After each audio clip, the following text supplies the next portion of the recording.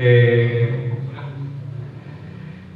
bueno, primero a los organizadores y a todas las personas que están aquí, le decía a Mirko hace un momento que esta es la primera vez que voy a debatir con un público mayoritariamente en contra. Es un interesante reto, es un estimulante, diría yo. Por otro lado, creo que la presentación sobra. Los marxistas no somos tan individualistas en ese punto. Yo represento simplemente la postura ideológica que tengo, no me represento a mí mismo, ¿no? Las personas pueden ser víctimas de críticas más personales que teóricas. Para iniciar esta apertura del debate, quisiera empezar con un punto en el que creo yo coincidimos los marxistas gramscianos y la mayoría de anarcocapitalistas o libertarios en general. Existe algo o existe un discurso hegemónico que nos mantiene adormilados y al cual hay que vencer. Ustedes le han llamado batalla cultural y nosotros, los marxistas gramscianos, le hemos llamado contrahegemonía. El origen del concepto nace con Gramsci. Posteriormente habrá quienes lo relean desde otra postura diferente. Pero hay una cuestión. No. La cuestión es clara. ¿Cuál de los dos sistemas es el sistema que va a llevar a la humanidad al desarrollo? Yo quiero partir diciendo una cosa clara. A diferencia de lo que siempre se piensa en el marxismo, yo no lo voy a defender desde una postura ética, porque Marx nunca habla de ética en ninguno de sus escritos.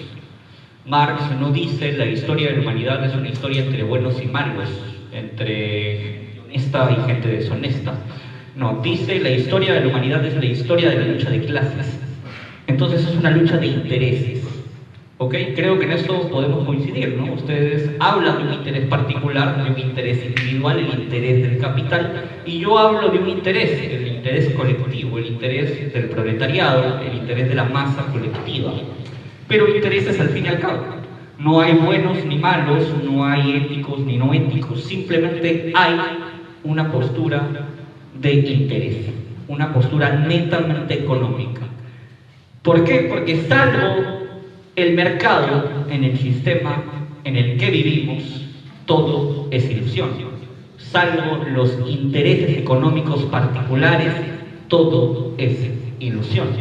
La oferta y la demanda gobierna el capitalismo con su mano de hierro y es lo único que importa en el sistema capitalista. La ganancia y la acumulación. Después no hay nada más. Después las posturas éticas se las podemos dejar a Kant, se las podemos dejar a otro autor que haga filosofía sobre eso. Pero el marxismo en particular no hace filosofía desde ese punto. Gramsci dirá que es la filosofía de la praxis. Es decir, que aterriza las ideas racionales y las lleva a la realidad concreta, a los hechos materiales y en este caso a los hechos económicos. No es una discusión metafísica, reitero, simplemente es un conflicto de intereses. En este punto voy a partir diciéndoles a cada uno de ustedes que haga un ejercicio, el ejercicio del pensamiento crítico radical, que creo yo es algo que los libertarios dicen tener.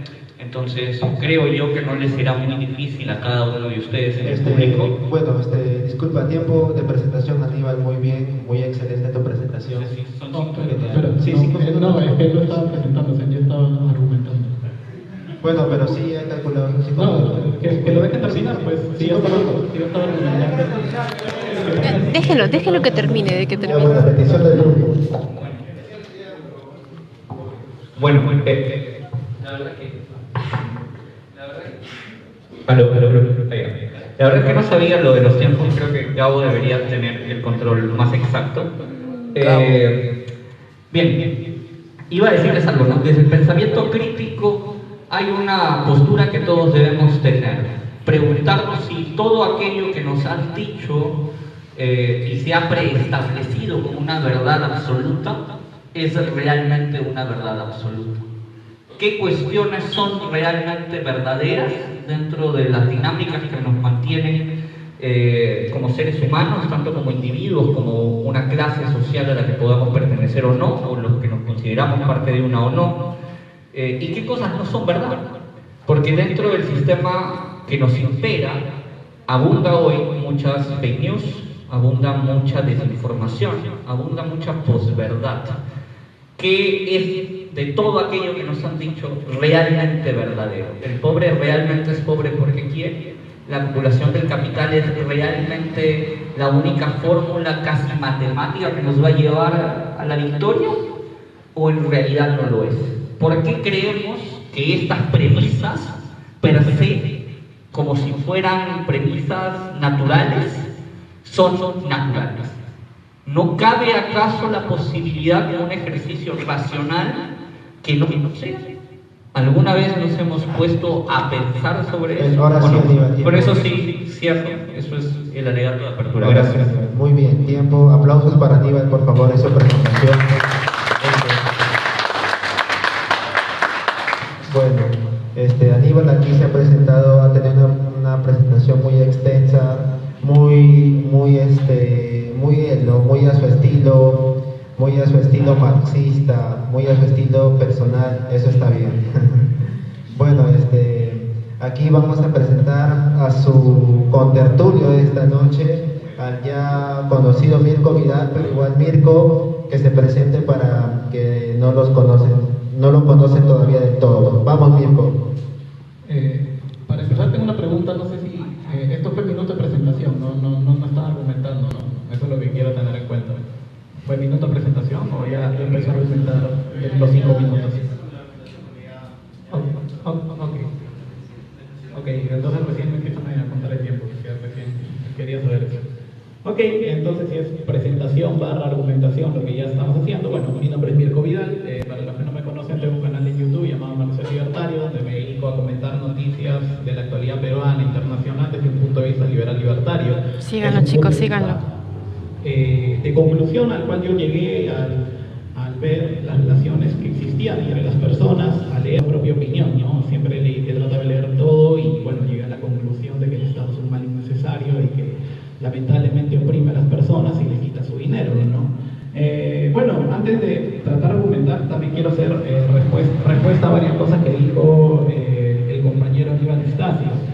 Él dijo que los libertarios hemos acuñado un término llamado batalla cultural. En realidad eso no es un término acuñado por algún libertario, ese término más concretamente la acuña Agustín Laje, que al menos yo no lo considero libertario, sino que él lo utiliza desde una postura netamente política, para intereses políticos. No es parte de teoría libertaria el sinónimo batalla cultural. Entonces quiero dejar eso bastante claro. Entonces si vas a atacar al libertarismo por ahí, creo que ahí estamos bastante mal. Por segundo, me pareció bien interesante que hayas admitido que el marxismo no tiene una postura ética, y ahí vemos un gran problema, porque grata sorpresa para las personas que no conocen, el marxismo reduce todo a un lado muy economicista. Al quitar la ética de lado y reducir todo a una lucha de clases y poner dos clases enfrentadas, pues es más fácil llegar a la revolución. Y ese era uno de mis argumentos también principales. ¿Qué es la revolución? Es la transformación política total de un sistema, y las revoluciones políticas siempre son sangrientas. Entonces, yo creo que mi sistema es muy superior al tuyo. Ya puede tener resultados mejores, peores, pero creo que es muy superior al tuyo, porque mi sistema no implica la eliminación de una gran parte de la población. Implica muerte. Porque, a ver, colectivicemos los medios de producción. ¿Eso qué significa? Tenemos que quitarle las fábricas, las empresas a un montón de gente, y esa gente se va a dejar. No. ¿Y qué va a pasar con las personas que no quieran pertenecer a un sistema de planificación central hecho por el Estado? Van a tener que morir, simplemente. Es así. Cualquier revolución política siempre lleva sangre, y como digo, al menos yo no quisiera defender una ideología que cargue ese peso. Ya no estamos hablando de millones de muertos, de lo que pasó, no, simplemente desde la teoría implica necesariamente muerte, eliminación, y cualquier sistema que implique necesariamente para llegar a la muerte, eliminación de una cantidad de personas, ya debe ser altamente negativo. También hablas, obvio, de los intereses económicos. Parece que esa es una consecuencia enorme de reducir al ser humano netamente a relaciones economicistas, de lo cual muchas veces se acusa al libertarismo, cuando el libertarismo la verdad es que habla muchísimo más de ética, muchísimo más de relaciones humanas, acción humana, marxología que propias relaciones económicas, o sorpresa, la verdad es que se cae un mito del libertarismo bastante extendido, ¿no? Entonces, también, bueno, has mencionado que el pobre es pobre porque quiere, ni siquiera voy a argumentar contra eso, me parece una infantilización del libertarismo, la verdad es que no hay ningún libertario que haya dicho que el pobre es pobre porque quiere.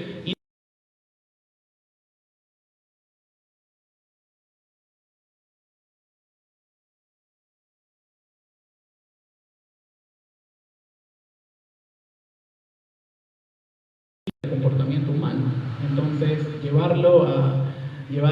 decir la frase de que casi la acumulación de capital es una fórmula matemática ya parte de un error, que es desconocer las bases teóricas de la escuela austríaca. Entonces, si vamos a empezar a contraargumentar por ahí, me parece que estamos ya empezando bastante mal. Y bueno, siguiendo con mi argumentación, también quería hablar, invitarte a ver si haces un ejercicio de honestidad intelectual, porque a raíz del último debate que tuvimos, yo te planteé lo que dijo Marx sobre la ley de pobreza creciente en el capitalismo, que básicamente Marx dijo que cada vez iban a haber muchas menos empresas y una masa de trabajadores cada vez más grande y más pobre. Entonces tú en ese debate lo negaste, pero luego en otros debates que tuvimos dijiste que sí, efectivamente, Marx se equivocó. Entonces acá delante el honorable público que se presenta el día de hoy, quería hacerte la misma pregunta. ¿Marx estaba equivocado o no con respecto a eso? Porque bueno, en el debate dijiste que no, pero en otros canales dijiste que sí. Y si dijo que sí en algo tan fundamental como una teorización del capitalismo, ¿no crees que ya se empieza a derrumbar un poco el edificio teórico que se construye a raíz de eso? Y 4, creo que mi sistema es muchísimo mejor que el tuyo, aparte de los resultados económicos, que ya son una obviedad, porque mi sistema no implica tu restricción o desaparición. En el sistema que yo anhelo, tú puedes hacer lo que tú quieras, incluso puedes crear hasta tu propio Estado, tu comunidad socialista, puedes hacer básicamente lo que tú quieras. En cambio, por ejemplo, en una revolución, yo tengo un canal que estaría obviamente en contra, y en una revolución sangrienta, mi canal y básicamente mi integridad, la de mi familia, la de mis seres queridos y de las personas acá que piensan así, se verían muy bien, muy bien, Mirko también aquí le ha dado directo a la yugular a Aníbal, creo yo. A ver, bueno, vamos a ver cómo Aníbal responde a esto. A ver. Bueno, ahora empezamos con las réplicas. 3 minutos cada uno. Empezamos con Aníbal, que le toca responder. Bien. Ok, vamos Aníbal, a ver, defiende bien tu posición solo como tú sabes. Ok, sí. Sí, bien. A ver, vamos a puntos claros. El marxismo no tiene una posición ética porque no le interesa la ética. Y la verdad es que no me interesa. Soy completamente honesto. Me pueden acusar de ser falto de humanidad, de ser falto de principios, pero seamos honestos, ¿no? Uno no va a una panadería y le dice al panadero, señor, yo soy una persona muy honesta y muy ética, deme pan. No, eso no funciona así. En el capitalismo, dice Marx, las relaciones humanas son determinadas por las relaciones del mercado, es decir, son simple intercambio, oferta y demanda. Salvo la oferta y la demanda en el capitalismo, todo es ilusión. Y yo puedo soñar con un mundo ético, puedo soñar con un mundo bueno, y puedo hacerme las abstracciones mentales de Kant. A mí la ética kantiana me parece hermosa, pero ¿quiénes realmente actúan por el deber ser? ¿Quiénes aquí en este salón realmente hacen de su vida un principio kantiano ético? La política, decía Maquiavelo, para que no digan que soy Marx, no es las acciones de lo que debería ser. La política es lo que es, no lo que debería.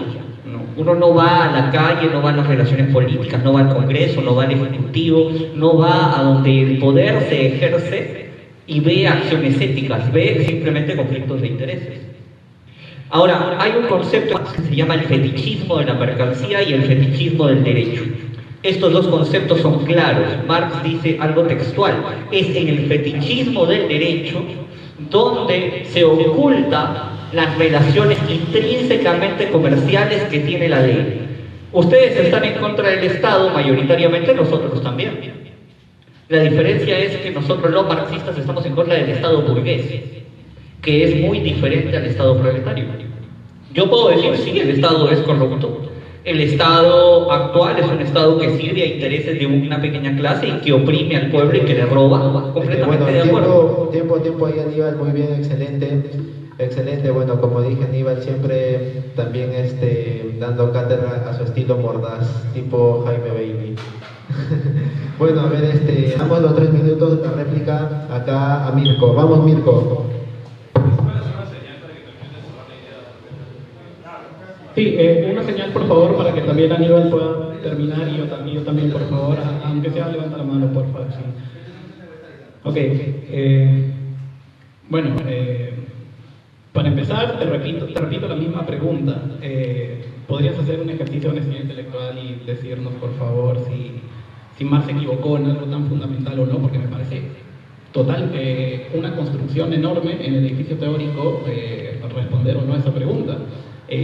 Marx se equivocó cuando pronosticó que en el capitalismo iba a haber cada vez más pobreza y eso obviamente no ha pasado. Como te digo, hemos tenido 2 respuestas tuyas, me gustaría ahora una respuesta acá porque me parece realmente importante. Luego te felicito porque has dicho abiertamente que al marxismo no le interesa la ética, me parece espectacular que lo asumas, y también me parece un grave teorizados por una persona.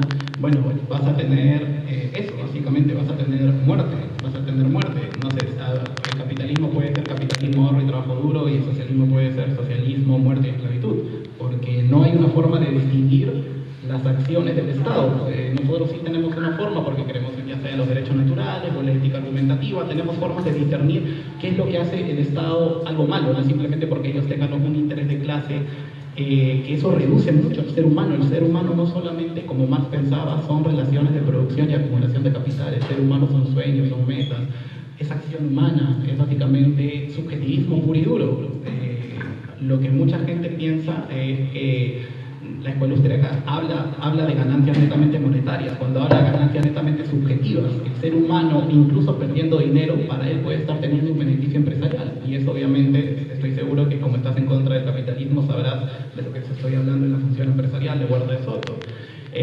Me parece que se da en una posición muy utilitarista si no se tiene en cuenta la ética. O sea, estamos hablando de algo genial. Y con respecto a la diferencia que haces entre el Estado burgués y el Estado socialista, yo acá te puedo citar, ni siquiera un libertario, te puedo citar al propio Proudhon. El propio Proudhon le dijo a Marx y a Engels, pobres niños infantiles que piensan que pueden controlar la vida de miles de millones de personas y que ellos sí van a ser los correctos, que van a guiar a la gente al socialismo o a la felicidad.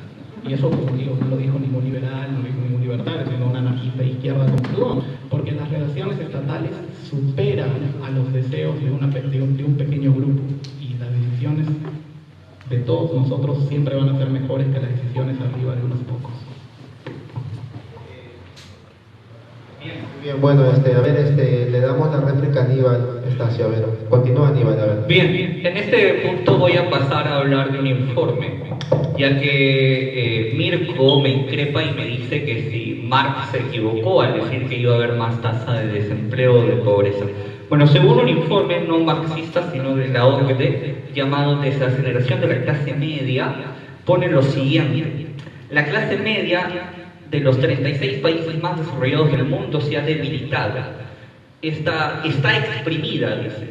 Concluye: el Club de los Países Más Ricos del Mundo presentó este miércoles en Naciones Unidas un estudio para avisar que este grupo social está menguando debido a que su nivel de vida se estanca o va en declive, mientras que en las rentas más altas mejora. Según el informe de la OCDE, en los últimos años se ha pasado de una clase media emergente y pujante, cada vez más fuerte, a reducirse del 64 al 61% y subiendo. O sea, sigue en decadencia. Lo que demuestra el informe de la OCDE es claro. No es una paja mental de Marx, es una realidad.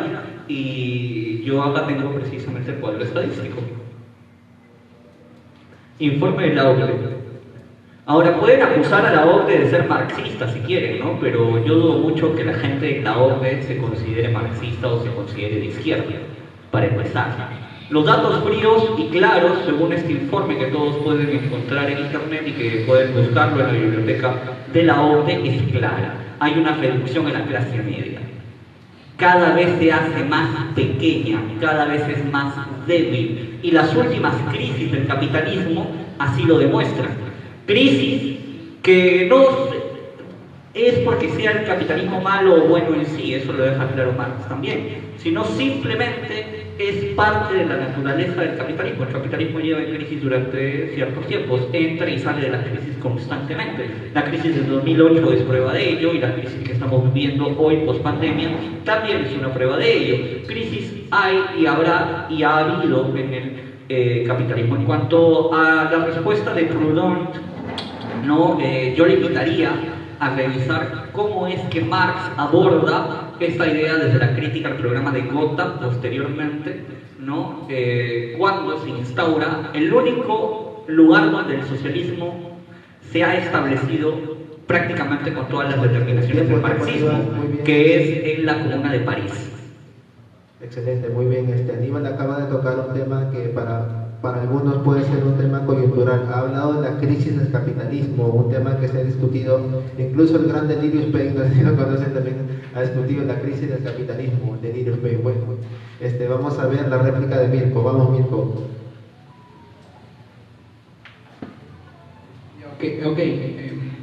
Discúlpeme si no entendí, pero creo que vuelves a reafirmar que en realidad no se equivocó cuando en otra parte dijiste que sí. Entonces, como te digo, hay una contradicción. Está bien. Si quieres dejarlo así, no hay problema. Tampoco es tan importante, pero quería más o menos que la gente se entere de lo que dijo antes, porque, bueno, al menos a mí me choca. Ok, bueno, ya que sacaste data, no te voy a contrarrestar esa data, pero sí le falta contexto. Bueno, si tú lees cualquier paper económico, lamentablemente no estamos en online como para tratar de mostrarlo de manera grande como lo hicimos en la primera vez, que fue bastante chévere. Yo te doy este dato. Noruega en 1870 tenía un estado del 5.5% del PBI. Italia tenía un estado del 12.2% del PBI. Suecia tenía un estado del 5.63% sobre el PBI. Y ahí fue cuando se dio la reducción de pobreza más grande que vio la historia de la humanidad. Y conforme estos estados incrementaron las ayudas sociales, incrementaron su tamaño, esto, bueno, se demostró que la pobreza ha ido decreciendo cada vez con menor rapidez. Entonces, sí, obvio, las estadísticas que sacan es cierto, pero hay que tener contexto. Los papers académicos para eso están, lo pueden buscar.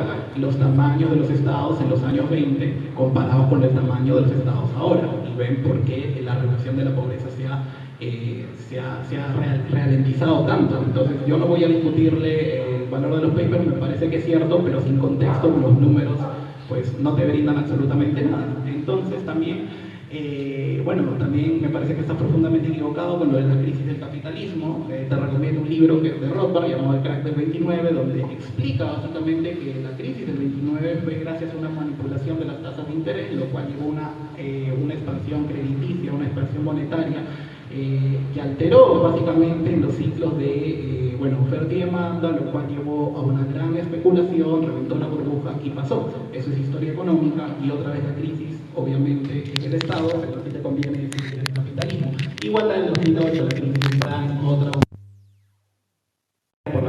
por la baja de los tipos de interés. Si te das cuenta, todas estas crisis, si no lamentablemente quedan sin nada, pero la gente tiene que saber que obviamente las crisis existen, pero el verdadero responsable que hemos mencionado sigue siendo el Estado. Y me sorprendió también que menciones la crítica al programa de Gotha, cuando yo lo mencioné en el primer debate, y sabes que lo he leído.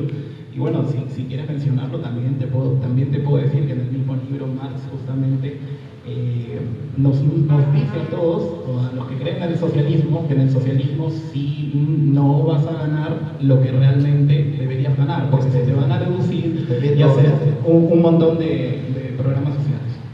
Está Mirko, muy bien. Bueno, la réplica de Mirko también es un poco... Chicos, avísenme si se escucha bien, porfa. La réplica del mismo Aníbal. A ver, vamos a ver cómo Aníbal contrarresta esto. Vamos, Aníbal. Bien, yo quiero recordarle a Mirko que según el Banco Mundial, ¿no? Y según la data que está aquí presente, porque por las puras no la impreso, dice algo muy curioso. Bueno, ya ¿no? mejoraremos el tema del audio. Cuando la pobreza en Reino Unido aumentó, ¿no?, al 39,7%, fue en la época de Margaret Thatcher, cuando la dama de hierro aplicó las políticas de sus asesores de derecha, ¿no?, liberal, aumentó. En la época de Ronald Reagan también aumenta este índice a 35,7 en los Estados Unidos. Pero no solamente ahí, sino que también cuando Pinochet, bueno, usa tu riqueza y ponte audífonos. Friedman aplica su política económica según el Banco Mundial, no según Aníbal Estacio ni según los marxistas, la pobreza estaba en un 57,2%, ¿no? Y para regresarnos, perdón, me faltó uno más internacional. En la época de Videla en Argentina, cuando también se asesoraba por parte de las políticas liberales según el Banco Mundial, la pobreza era del 40,8% en Argentina. Pero para aterrizarnos en la realidad peruana y hablar del supuesto milagro económico del Perú en la década del 90 con Fujimori, la supuesta liberación económica del Perú, según el Banco Mundial, reitero, no según Aníbal Estacio, la pobreza en 1997 era del 53,3%, y cuando Fujimori se va en el 99 era del 54,8%. O sea, básicamente se redujo 1% en todo el supuesto milagro de liberalización económica. Si no les gusta, pueden quejarse con el Banco Mundial, señores, no conmigo. No con Aníbal Estacio. No puedo creerlo, sacó Fujimori. Cada vez que se ha aplicado las políticas capitalistas en algún país, bueno, el Banco Mundial registra que la pobreza se agudiza o que no se reduce más que 1%, como pasó en el Perú. Les reitero, no es mi culpa la data, ¿no? Yo solamente se las leo, se las transmito. Ahí está. Por otro lado, yo quiero hacer un punto teórico de nuevo, regresar a la teoría que es muy importante para los marxistas. Hay un punto importante cuando se habla del Estado. Mirko ha dicho que el Estado es el culpable, ¿no? Pero el Estado no es más que el reflejo de las relaciones económicas sociales del mercado. Yo reitero, les puede gustar a Mirko, no le puede gustar a Mirko, pero yo no he venido a debatir sobre lo que debe ser, sino lo que es el mundo. Esa es la realidad. Fría y dura. Bueno, también para Aníbal Estacio, Aníbal Estacio acá ha mencionado a Videla, a Pinochet, a los integrantes del Plan Cóndor, para el cual también se condenó a Bermúdez, que recientemente falleció. Bueno, a ver, vamos a ver cómo Mirko contrarresta esto. Vamos, Mirko. Bueno, en la anterior no quise mencionar, me imagino que muchos de ustedes se dieron cuenta, pero Aníbal Estacio, para tratar de tapar lo que dijo Marx de que bueno, todos íbamos a ser pobres en el capitalismo, lo que Aníbal Estacio no mencionó es que Marx dijo que las economías capitalistas de ese tiempo, en el año 1800, ya estaban a punto de derrumbarse. Era cuestión de muy poco tiempo, incluso él pensaba que iba a haber la revolución con sus ojos. Y cuando él muere y no hay revolución, todos los obreros y creyentes en él se decepcionan. Han pasado 200 años y tienen que buscar papers de ahora para decir que se está reduciendo el decrecimiento de la pobreza para que siquiera tenga sentido. O sea, yo quiero que la gente entienda el nivel al cual estamos llegando. O sea, para tapar y no decir que Marx se equivocó. Tiene que buscar papers de ahora, porque en 200 años no ocurre el gran desastre que pronosticó Marx. Lo quise dejar para esta etapa. Y bueno, mencionó un montón de casos. Bueno, vamos. Margaret Thatcher no lo defiende la escuela austriaca. Rothbard, Hoppe y varios libertarios tienen papers contra ella. Te recomiendo el paper contra Ronald Reagan llamado Los falsos Reaganomics, que también lo critican. O sea, todo esto que intentas imputar al capitalismo, todos los grandes teóricos del capitalismo lo rechazan. Siempre es lo mismo, siempre trato de desmentirlo, pero bueno, siempre lamentablemente muchos marxistas caen en eso. Bueno, también Milton Friedman de la Escuela de Chicago, tampoco defiendo sus políticas, estoy en contra. También me pareció muy gracioso que digas, cuando la pobreza con Pinochet estaba tan alta, obviamente, porque había venido Allende antes y había expropiado absolutamente todo y la pobreza obviamente se disparó. También lo de Videla, una dictadura militar altamente antiliberal, de lo cual no te voy a justificar absolutamente nada, pero me parece bastante anecdótico que lo menciones. O sea, todos los ejemplos que tú mencionas no hay algo que yo te pueda justificar porque estoy totalmente en contra. Estás atacando algo que ni yo defiendo ni creo que la mayoría de personas acá defienden. Con respecto a lo de Fujimori, no defiendo a Fujimori, lo único que tú debes saber es que las reformas en un sistema económico llevan tiempo para que den resultados. Obviamente cuando se hizo el Fujishock, toda la economía se fue al diablo y obviamente aumentó la pobreza bastante, nadie te va a negar eso, pero ¿cómo estábamos antes del año 2020? La pobreza obviamente disminuyó en todos los indicadores sociales, luz, agua, desnutrición infantil, mortalidad infantil. No, te pido por favor que me des un dato que me digas que ahora estamos mucho peor bajo un régimen un poquito más abierto al mercado de lo que estábamos antes. O sea, no existe, entonces la verdad me pareció bastante desatinado. Bueno, el tiempo también para ti, Mirko. Bueno, me parece interesante así personalmente cómo Mirko contrarrestó citando a Pinochet, el asesino de comunistas en Chile. Bueno, a ver, vamos a ver cómo Aníbal contrarresta esto. Bueno, vamos, es que es la verdad, pues, por ejemplo, mató a Víctor Jara. Bueno, pero vamos a ver cómo contrarresta esto. Vamos. A ver. Yo voy a leerles un fragmento de este texto escrito por un catedrático de filosofía en Madrid, marxista él, donde expone precisamente el tema de si Marx llegó a ver o no llegó a ver algunas revoluciones en su vida. Lo que es necesario siempre pugna por aparecer, y cuanto más negro es el presente, reaparece una luz de esperanza, nada más y nada menos que de la mano de aquella fuerza en la que había visto el sujeto de la emancipación. Apenas la burguesía francesa se rinde sin condiciones al Kaiser Guillermo I, los obreros sacan sus banderas rojas en los barrios de París el 18 de marzo de 1871. Había mantenido, el privilegio de conservar las armas con las que lucharon contra el invasor prusiano. Y con el gobierno de Thiers, cuando el gobierno de Thiers, ordenó desarmarlos, las tropas abrieron fuego contra el pueblo, sin reparar en mujeres y niños. Esto provocó la insurrección general y hasta los soldados se rebelaron contra sus amos al grito de ¡Viva la Comuna!, que es el que recorrió la ciudad el 28 de marzo y se constituyó así la primera comuna obrera, la Comuna de París. Marx sí llega a ver su sueño realizado en la Comuna de París. Marx no creía que el socialismo era perfecto, eso es un error de lectura.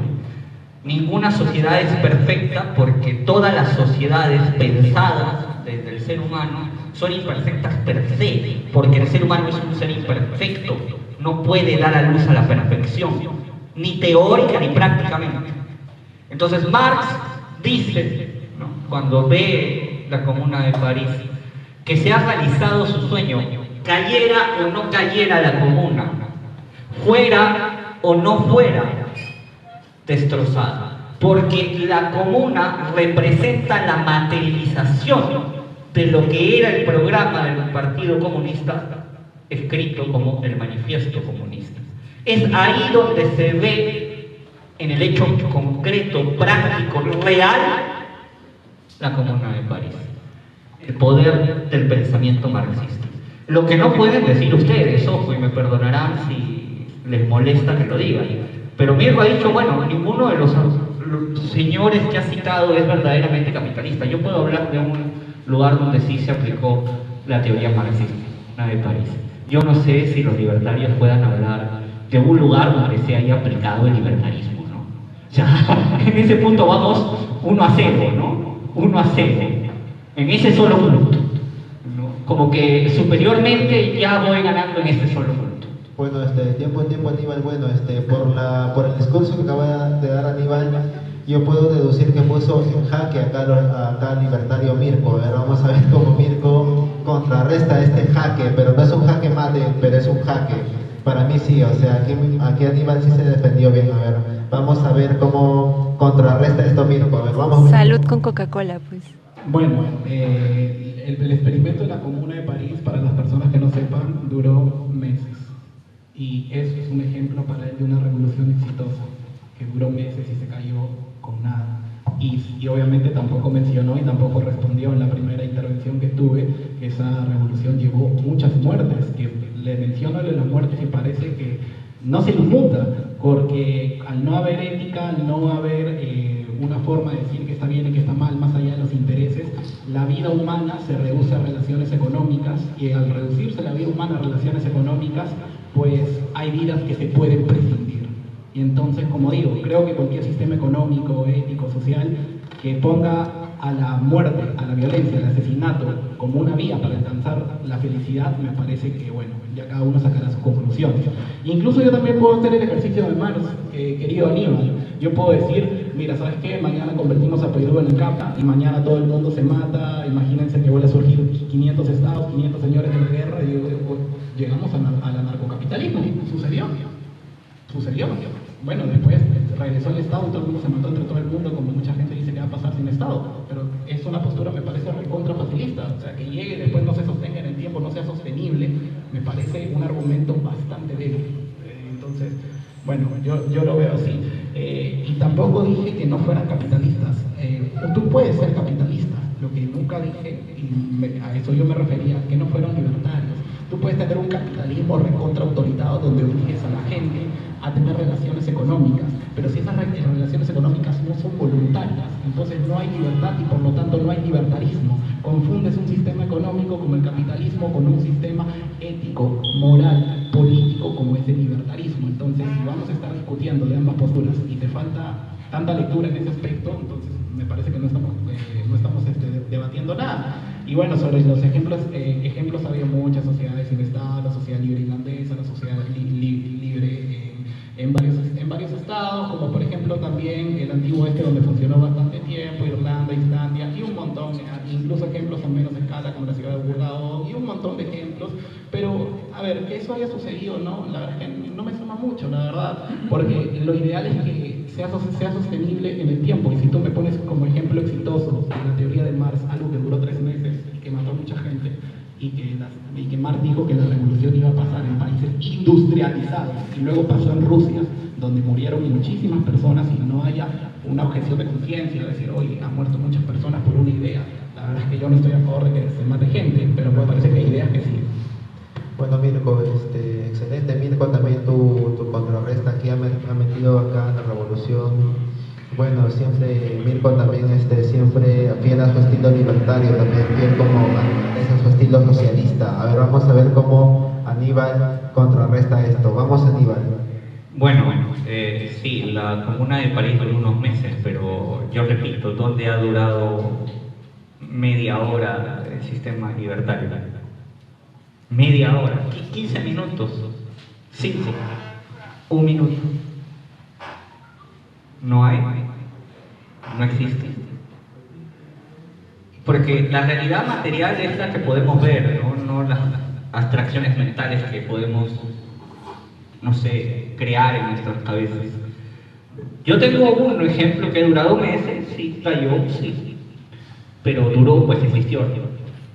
Del otro lado, ¿dónde está su ejemplo concreto en la realidad concreta, como decimos los marxistas? Diferencias, ¿no? Ahora, el debate es socialismo versus capitalismo, ¿no? Así lo han visto en el flyer, ¿no? Socialismo versus la visión capitalista del libertarismo. No sé, yo creo que eso es lo que dice el flyer. No sé si lo leyeron bien. Entonces, yo he increpado al capitalismo. Ojo. Y ahí está el flyer que no me deja mentir. Realidad concreta, otra vez. Ahora, Mirko dice, ¿no? Aníbal no se inmuta por las muertes, no se inmuta por cómo se llevaron a cabo los hechos. Bueno, inmutémonos pues por, no sé, la primera matanza entre una tribu de Homo sapiens versus otra tribu de Homo sapiens. Qué pena, se mataron porque los dos querían cazar un mamut. Uy, voy a llorar. Hoy me suicido de la depresión. No, pues señores, ¿no? La muerte es algo inevitable. es algo existente. Todos los cuerpos humanos, materiales, están destinados a la inevitable muerte. ¿Qué hacemos con ellos? ¿Lloramos porque nos vamos a morir? No, pues eso es parte de la realidad. Guerras ha habido en nombre del capitalismo, en nombre del socialismo, en nombre del anarquismo, en nombre del amor, en nombre del odio, en nombre de la teología, en nombre del ateísmo y en nombre de todas las cosas sagradas que han existido en la historia de la humanidad. ¿Qué hacemos con ellas? ¿Lloramos por todas ellas? Es parte de la realidad concreta y va a seguir siendo parte de la realidad concreta, nos guste o no nos guste. Eso es así. Yo reitero, la política no es lo que debería ser, es lo que es. Y lo que es lo que vemos. Ahora, cuando Mirko, ¿por qué? Y con eso termino. ¿Por qué no dio la revolución en Occidente y hizo en Rusia? Bueno, para eso está el análisis que hacen autores como Antonio Gramsci, ¿no? Que se preguntan por qué la revolución no se da en Italia, por ejemplo, y hay una contrarrevolución fascista. Eso lo continuaré luego, gracias. Bueno, tiempo, finalmente Aníbal aquí citó a su principal referente, el italiano Antonio Gramsci, y también le dio una estocada muy importante a Mirko cuando dijo que el libertarismo no ha existido, pero que el marxismo sí ha existido por lo menos un límite de tiempo. A ver, vamos a ver cómo Mirko contrarresta esto. Vamos, Mirko. Ya, ok. Bueno, te invito a que leas el Estado Libre Irlandés, que duró del 930 al 1264. Ok, duró más que tu experimento socialista. Uno a uno, mira tú. La verdad es que basarnos en cuánto tiempo duró me parece inocuo, me parece estéril. ¿Y por qué me parece estéril? Porque durar lo que duró la Unión Soviética y la cantidad de personas que murieron ahí me parece, bueno, o sea, no sé, para eso no existo. Mejor, si va a morir tanta gente y al final vamos a llegar al mismo punto, mejor no existo, ¿no? O sea, me parece, la verdad, alarmante cómo justifican las muertes que se dan en nombre de las revoluciones. Yo me estoy refiriendo a las revoluciones socialistas con la caza de animales. Eso es para tu ideología, no voy a decir para ti, pues voy a atacar a tu ideología. Para tu ideología, eso es la muerte de seres humanos. ¿Sabes qué? Yo soy socialista, quiero la revolución. Oye, no, yo quiero trabajar para mí, no quiero depender del Estado, ni un plan quinquenal. Vaya, punto. Ahí está, y tú lo comparas eso con cazadores recolectores. Como digo, mi filosofía política, el capitalismo que yo defiendo, jamás va a ver como un medio para alcanzar el éxito la muerte de seres humanos. Y creo que eso me hace estar a años luz de ti, porque jamás voy a justificar la matanza de seres humanos por no pensar distinto a mí. Me parece que estamos ahí bastante mal. Incluso dicen que la muerte es inevitable. Obviamente, si el socialismo provoca hambrunas, la muerte va a ser inevitable. Te doy toda la razón. Y luego, el sistema capitalista, como te digo, el sistema que propongo no te afecta. Tú puedes armar tu comuna como comunista, la gente que quiera unirse a ti, colectivizar sus medios de producción, los empresarios que quieran donar su fábrica lo pueden donar ahorita. O sea, tú puedes construir lo tuyo, pero en tu sistema yo no puedo vivir, yo sería eliminado. Entonces te das cuenta cómo yo sí puedo coexistir contigo, pero tu idea no puede coexistir con otras ideas que no piensen como tú. Ahí me parece que está en inferioridad bastante. Y luego me sorprende también que nombres a Gramsci, porque tienes que utilizar otro autor para tapar el error enorme que es Marx, y me parece realmente interesante, porque como digo, no lo sé, eso ya estoy teorizando, eso no lo sé a ciencia cierta, pero si alguna vez vuelvo a ver algún video tuyo donde digas, no, sí, otra vez Marx se equivocó y la pobreza no vino como estaba planeado, me vas a sorprender bastante, porque acá lo he vuelto a negar, pero bueno, digo que no querrás quedar como que te equivocaste, pero siempre es bueno un ejercicio de honestidad intelectual. Sí, sabes que acá me equivoqué, no hay problema, creo que todos somos seres humanos, pero bueno, no sé si la gente considerará que existir 300, 500 o 80, 90 años matando gente y empobreciéndola es algo exitoso. O sea, que sucede, no es si sucede o no, sino si es sostenible en el tiempo y si la gente se muere de hambre o no. Bueno, Mirko también acaba de atacar constantemente a Aníbal. Repite lo mismo, dice que el sistema libertario no ocasiona muertes, pero que el sistema marxista siempre va a ocasionar muertes. Siempre le está sacando en cara eso a Aníbal. A ver, vamos a ver cómo Aníbal hace frente a esto. A ver, vamos, Aníbal. Bueno, a ver, primero yo les recomiendo leer a Mirko el libro Patada a la escalera, escrito por el economista surcoreano Han Hong-shang, donde explica precisamente que todo el capitalismo en la historia ha tenido intervención estatal. No lo sé, tal vez Han Hong-shang se equivoque, ¿no? Pero su libro es uno de los libros más reputados en economía y en historia de la economía mundial. No es marxista, por cierto, no es marxista. Defiende sí la existencia de un Estado y defiende sí la intervención del Estado, porque es curioso, ¿no? Que los capitalistas renieguen tanto de las revoluciones, pero la revolución que instauró el sistema capitalista no les interesa nada, ¿no? El capitalismo se impuso a sangre y fuego, porque la monarquía no salió del poder porque sí. No fueron los burgueses a decirle a la reina de Francia: señora, usted deje sus privilegios monárquicos y deje que tengamos derecho a la propiedad privada. No, así no fueron las cosas, se hicieron con sangre y fuego. No revisen un libro de historia si quieren, no me crean a mí. Así son las cosas, ¿no? Reitero. A mí me da un poco de gracia cuando los libertarios o los liberales dicen, bueno, y las muertes, ¿no? Pero yo creo que hay algo peor que la muerte. Para los griegos había una sentencia a la vida eterna en tortura perpetua. A Sísifo se la dan. Era cargar una roca eternamente y que la roca volviera al mismo lugar y él tuviera que volverla a levantar todo el tiempo. Esa es la peor de las torturas y es el peor de los castigos, aún peor que la muerte, porque implica vivir de manera enajenada. Y el trabajo enajenado que da el capitalismo es algo peor que la muerte. 1000 veces peor que la muerte. ¿Alguno de ustedes alguna vez ha trabajado en un call center? Aquí está, el joven ha trabajado en un call center, ella también. La enajenación que se vive contestando llamadas perpetuamente. ¿Y se acuerdan del speech? El speech, todos se lo tienen que repetir de memoria, ¿no? Muy buenas tardes, bienvenidos a Movistar. Muy buenas tardes, bienvenidos a Movistar. Un momento en la línea, por favor, esperen un segundo. Lo sé yo de memoria porque también he trabajado en uno. Enajenación del trabajo. ¿Alguna vez han trabajado en un McDonald's? Todos vestidos igualitos. Todos tienen que cumplir, hacer la puta hamburguesa en 30 y tantos segundos, 40 segundos, un minuto. Todos iguales. El capitalismo ha acusado al marxismo de que yo quiero que todos sean iguales, yo no quiero que todos ustedes sean iguales, qué horror, ¿no? Imagínense que todos se vistan como yo, sería un desastre a la moda. No, por Dios, no. Pero el capitalismo en sus relaciones intrínsecas de producción no ve individuos. Ve personas que tienen que trabajar igual para que la empresa y la máquina se mantengan. Bueno, Así es, sí. Bueno, con este discurso de Aníbal no sé si seguir siendo socialista o volver verbando a los libertarios. Todavía no sé. Todavía no lo sé.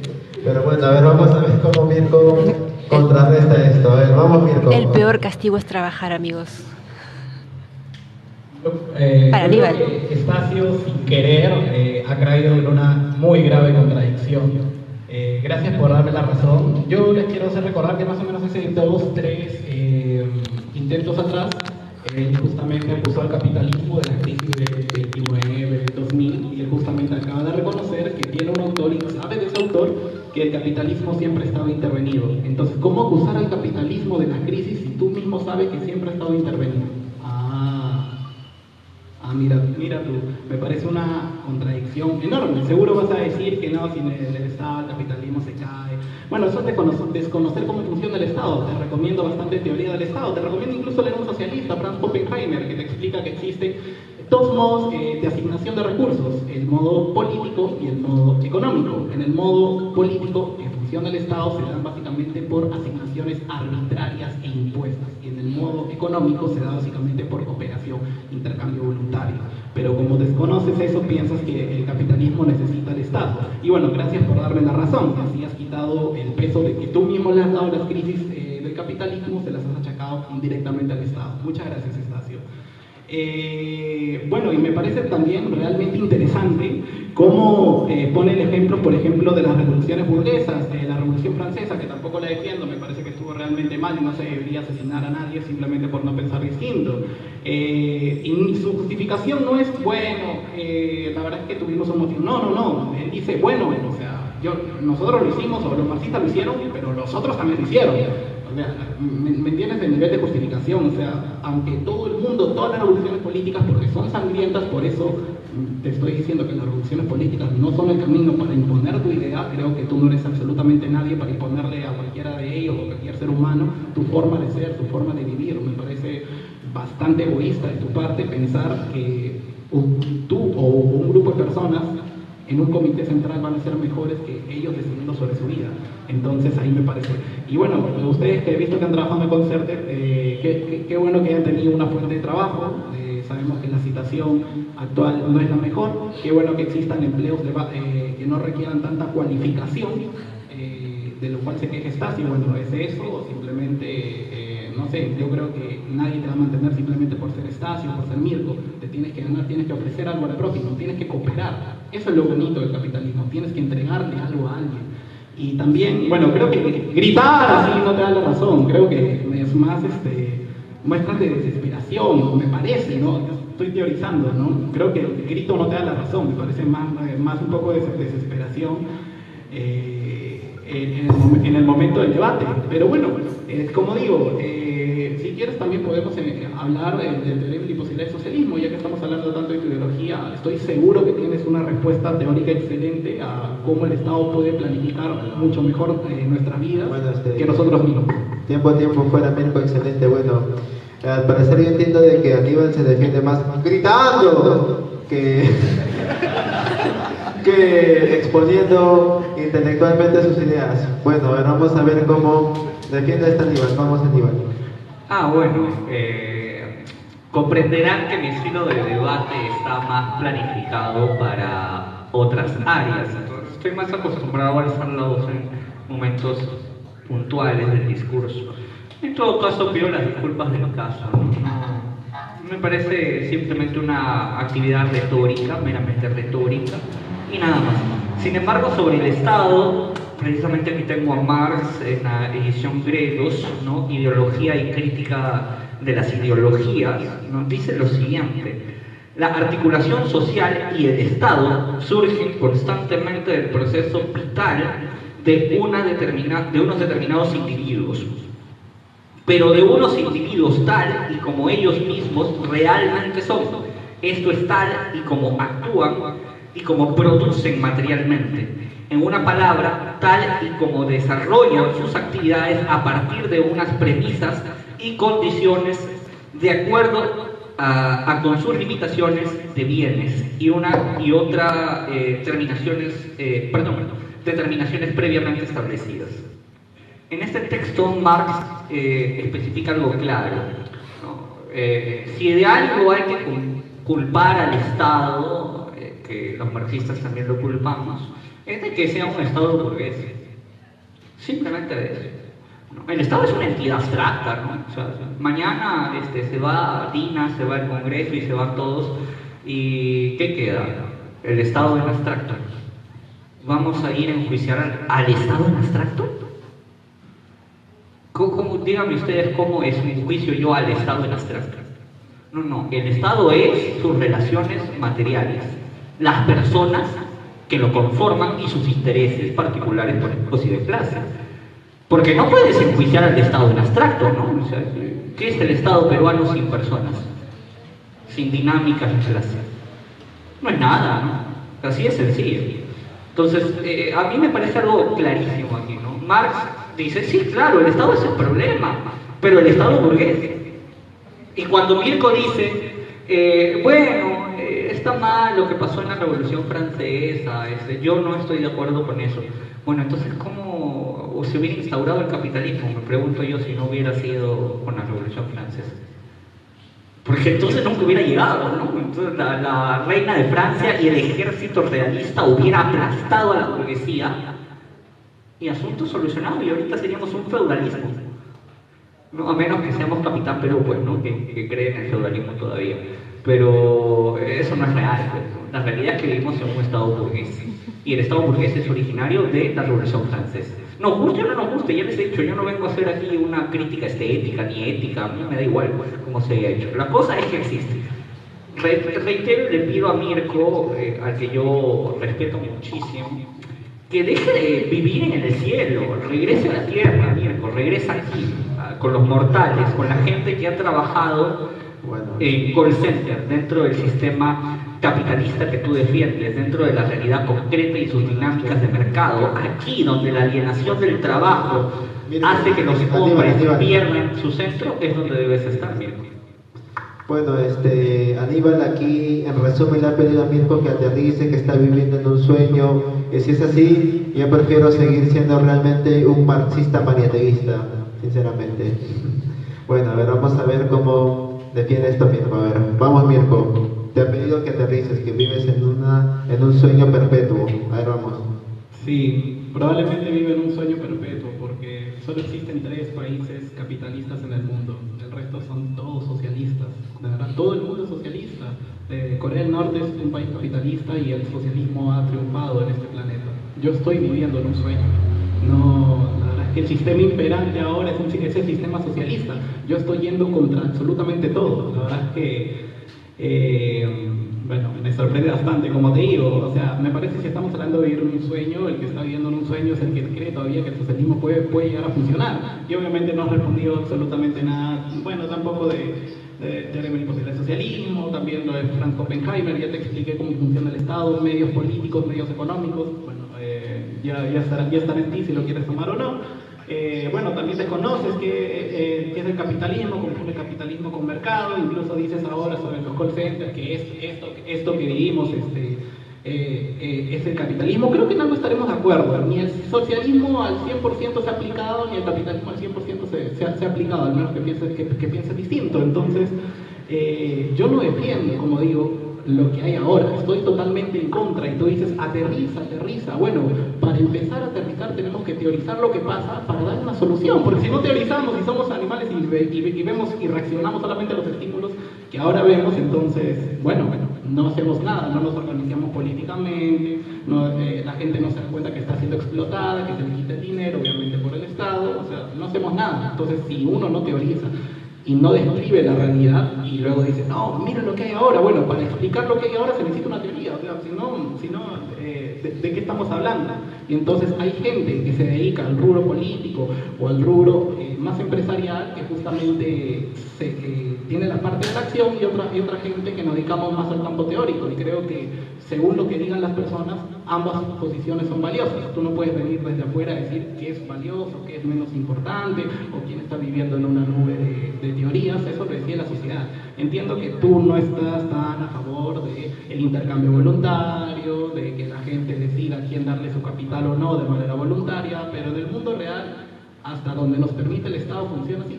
Cuando ya no nos permiten, obviamente ya ocurren un montón de desgracias. Okay.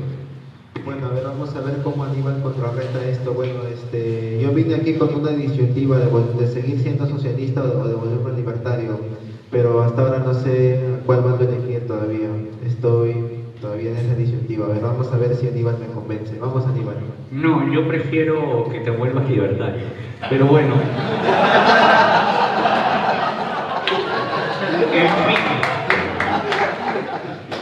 En fin, yo quiero preguntarles a Mirko que me defina qué cosa es socialismo, porque él dice que vivimos en un lugar donde hay mucho socialismo. Yo no sé qué cosa es socialismo según él, porque quienes se encargan de definir el socialismo,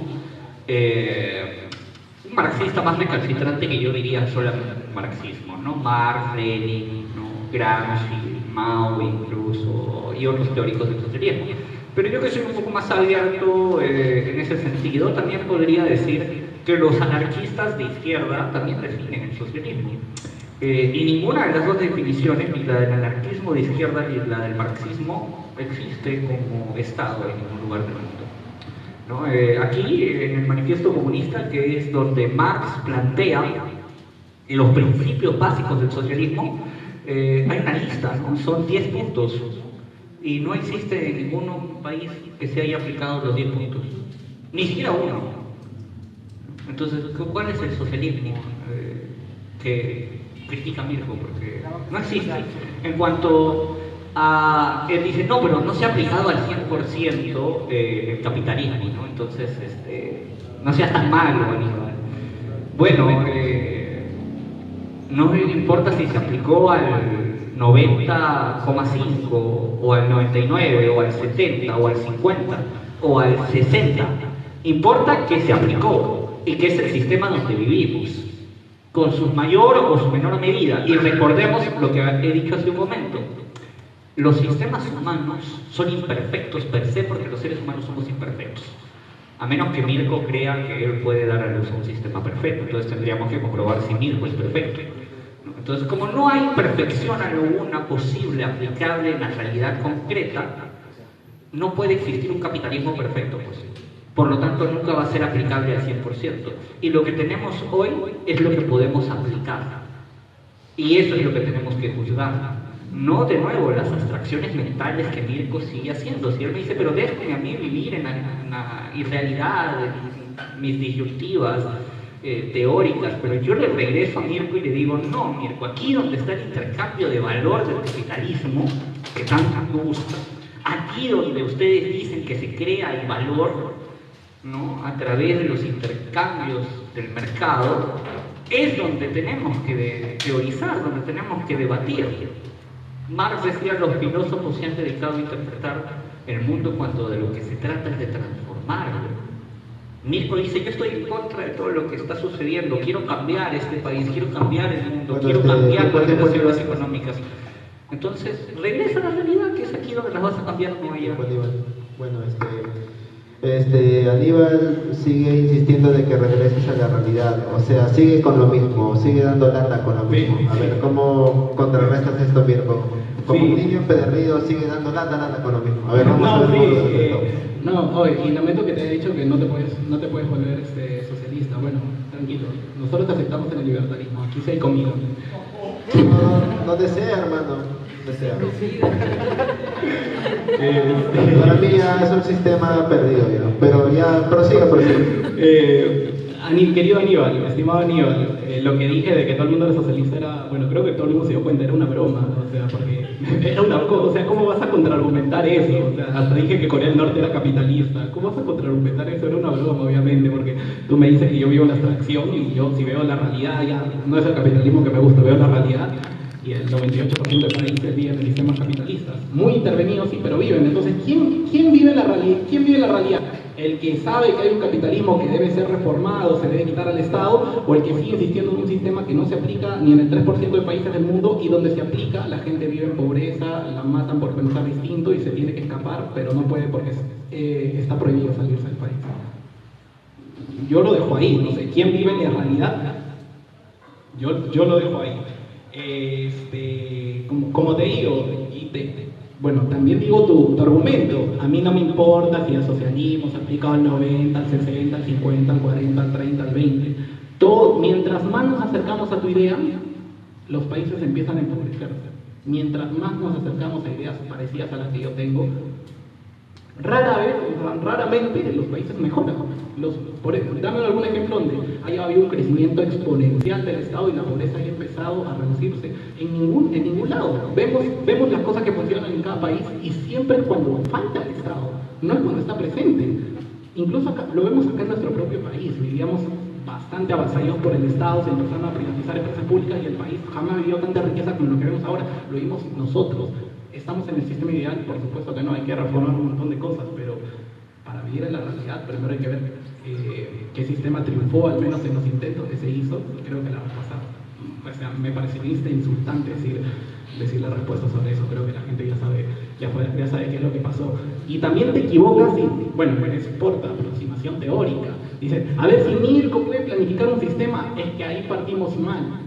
Los libertarios teorizan lo que pasa en la realidad. Nosotros no inventamos el capitalismo, no inventamos el anarcocapitalismo, vemos las relaciones sociales Y teorizamos en base a eso, pero nadie, ni siquiera Adam Smith, nadie dijo, ¿sabes qué? Vamos a hacer que los medios de producción sean privados, vamos a hacer una serie de pasos para llegar al capitalismo. Nada, el capitalismo surge cuando no jodes a la gente, disculpen el francés. Pero si tú obviamente pones regulaciones, le intervienes, obviamente sale lo que tenemos ahora. Entonces, bueno, hay que dejar de vivir, también te digo lo mismo, hay que dejar de vivir en la extracción y dejar de creer en un sistema donde se ha aplicado ha pasado muerte y empezar a ver lo que tenemos ahora, ¿no? A ver, Gabo. Esta es la última réplica, así que vamos a dar 5 minutos. Sí, al final vamos a dar algunas preguntas, pero más que nada eso, ¿no? Para el examen que es la última réplica. Bien, a ver, primero decirle a Mirko algo muy curioso. Él dice, cuando el Estado ha crecido ha habido más pobreza, pero yo le he mencionado ya varias veces, ¿no? Que en varios debates me refiero, y esta vez una vez, y les he mostrado a cada uno de ustedes el índice de pobreza que ha existido cuando Thatcher estaba de primera ministra, cuando Reagan estaba de presidente, cuando Pinochet estaba de presidente, cuando Videla estaba de presidente y cuando Fujimori estuvo de presidente. Y esos son momentos de la historia de cada uno de esos países donde el Estado se redujo. Y la pobreza, al menos en el Perú, en el año 97, era casi igual que en el año 99 cuando se fue Fujimori. Y Fujimori cambia el sistema económico del Perú no en el 97, lo cambia después del autogolpe. Es decir, 2 o 3 años antes, no, incluso más, porque creo que fue en 1992, sí, 92. 5 años después no pudo hacer absolutamente nada más que reducir 1% de pobreza. Thatcher, ¿cuántos años fue primera ministra en Inglaterra y cuánto hizo por Inglaterra? ¿Cuánto fue presidente Pinochet en Chile? Más de 10 años. Y en esos más de 10 años, la pobreza, en el momento en que Pinochet se va de Chile, seguía igual que cuando entró. Videla igual. Reagan igual. No es mi culpa de cuando intenten liberalizar el mercado y al Estado, pues les salgan malas cosas, ¿no? Eso ya es culpa de quienes los asesoran, no culpa de los marxistas. Ojo. O sea, ahí tienen que criticar a los que aplicaron el capitalismo que tenemos hoy. Porque hace un momento Mirko decía, no, pero es que esos no son mis capitalistas, pues no me los tires a mí, ¿no? Peléate con los seguidores de Friedman, ¿no? Peléate con los seguidores de tal, pero conmigo no. Pero él ha aceptado que este es el capitalismo que tenemos y que de esto tenemos que teorizar. Bueno, Mirko, te devuelvo a estos señores que intentaron liberalizar el mercado según sus propias palabras y reducir al Estado, y no les salió muy bien, ¿no? Digo, no les salió nada bien. Al menos eso es lo que dicen los datos del Banco Mundial, no los míos. Ojo, ahí está la realidad concreta. No es la abstracción mental. Mirko me dice, bueno, y los muertos, porque él sigue con los muertos, ¿no? Él es la persona que va a enlutar a la humanidad. Me gusta eso de Mirko, esa posición ética, es muy kantiana. Perdón, me hiciste perderme. Regresé. Sí, ha habido muertes. Sí. ¿Y en el capitalismo no ha habido muertes? El plan Cóndor, ¿qué es? Un plan instaurado por una posición capitalista, por los países capitalistas, Estados Unidos, que no murieron ahí, o que se fueron al otro mundo, porque sí. ¿Qué hay de Víctor Jara? ¿Qué hay de Violeta Parra? ¿Qué hay de todos los muertos y desaparecidos de la dictadura de Videla? ¿Qué hay de los muertos y desaparecidos en la dictadura de Fujimori? ¿Que no importan? O ahí no importan los muertos, solamente importan cuando son de mi lado. ¿Cuántos muertos hay hoy en África por el sistema capitalista? ¿Cuántas muertes ha habido en Medio Oriente porque a Estados Unidos le interesa sacar el petróleo de ahí? ¿Esas guerras no interesan? ¿No importan? No hay, porque me dirán, no, pero es que esos son los estados. Los estados son los que hacen la guerra. Perdónenme, pero hay empresas privadas de mercenarios. Las acaba de contratar el señor Putin para hacer la guerra en Ucrania. Privadas, ojo, soldados privados que van a matar por dinero. ¿Eso no es real o me lo he inventado yo? Y así como Mirko me dice, hazte responsable de tus muertos, y yo que soy bastante lógico le digo ya, y él me sigue sin responder el tema de la enajenación del trabajo. Aníbal. La libertad, que eran 5. Sí, ya son 5 ya.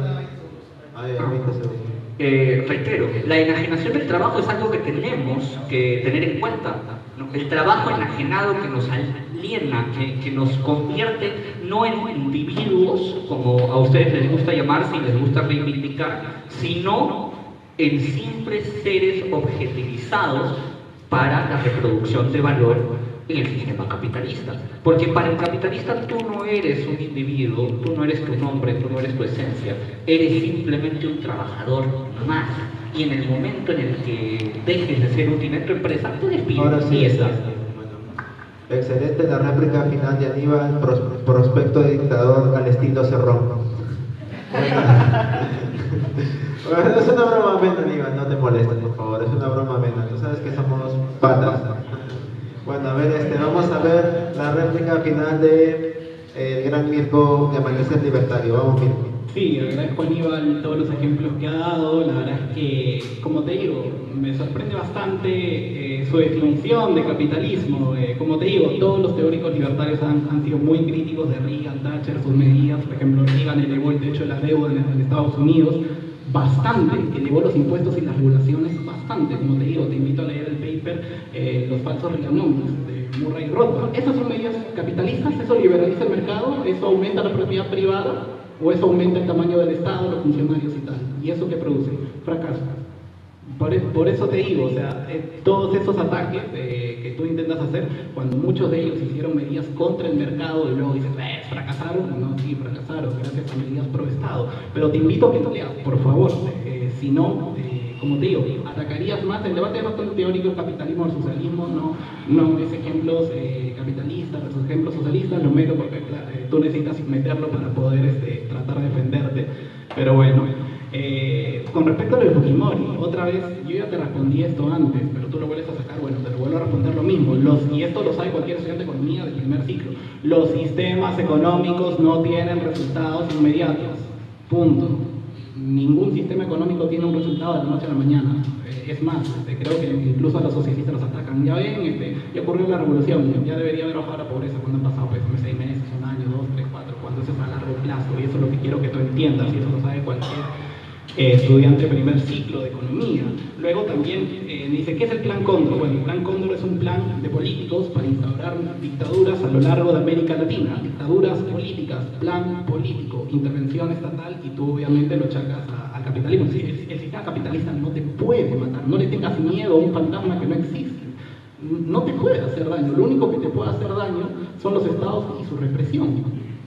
Eso es lo que tú ves, eso es lo que existe, de lo que tú tanto te quejas, y yo te apoyo. Condeno lo de Videla, condeno lo de Pinochet, pero tú dices, no, pero esto obviamente está mal. Pero como te digo, nadie creo que de lo que está en esta sala defiende eso. Pero es lo que hay, sí, y lo critico, pues porque es lo que hay. Y ya está. Entonces me parece que no lo has entendido bien. Y bueno, lo de Medio Oriente, las invasiones del Estado de Estados Unidos, obviamente, totalmente condenable.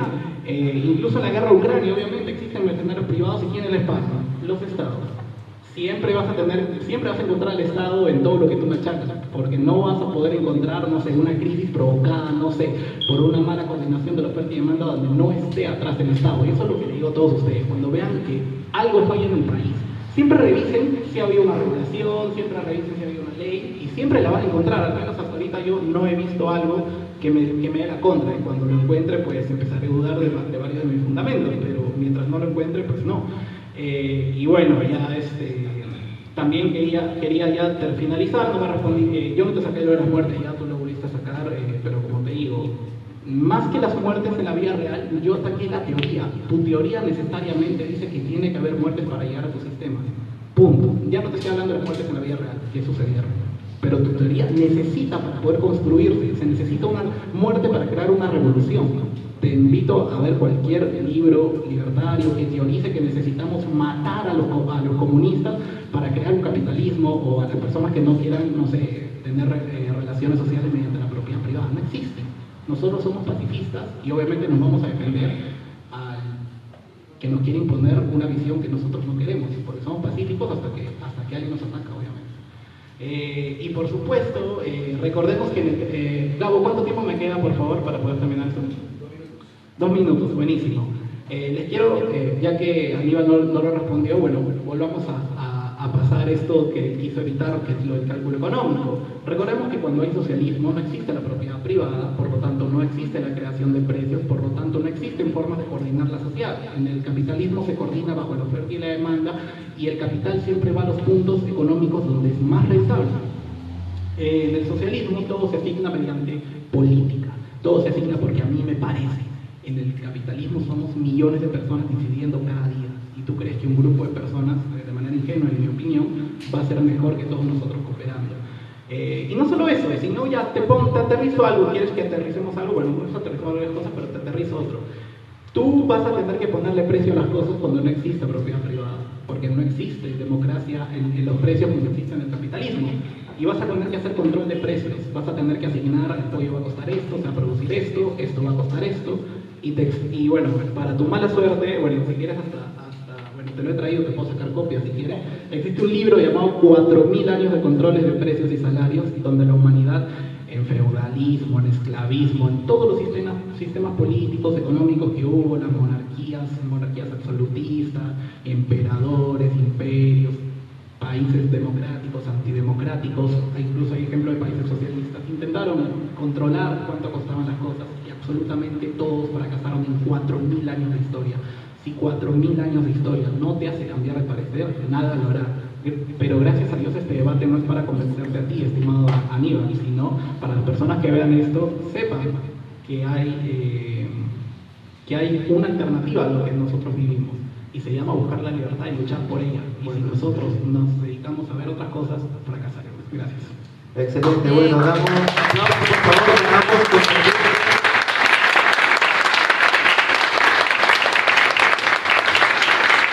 Muchas gracias, chicos. Vamos a hacer una ronda de preguntas.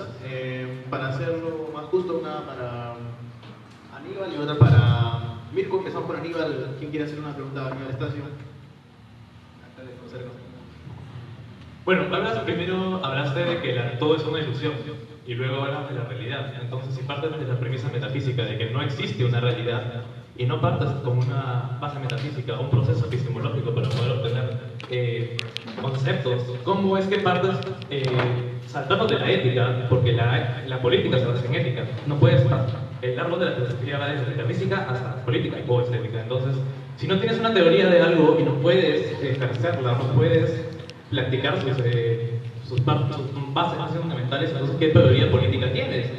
Y una pregunta también, si un sistema se enfoca más en la repartición de sus bienes que en su producción, al final cuando termines repartiendo todo no te va a quedar nada que redistribuir. Entonces, básicamente esa es la historia de todos los regímenes colectivistas o socialistas que han existido. Y lo que te permite producir es el capitalismo, no el socialismo. No entendí lo último que dijo. Ok. A ver, primero, la política no se basa en la ética, porque te invito a leer a Maquiavelo, que es precisamente el teórico más importante en este sentido de lo que es la política en su realidad concreta. La política no es ética, no tiene puntos de vista éticos, porque la política se reduce, como dirá después Marx, a las actividades e intereses económicos que están detrás de la actividad política. No es un punto de vista ético. Por eso es que Marx parte diciendo de que no es el ser la conciencia la que determina el ser, sino es el ser que determina la conciencia. Es la realidad material la que genera posteriormente las ideas y las abstracciones, no las abstracciones a la realidad material.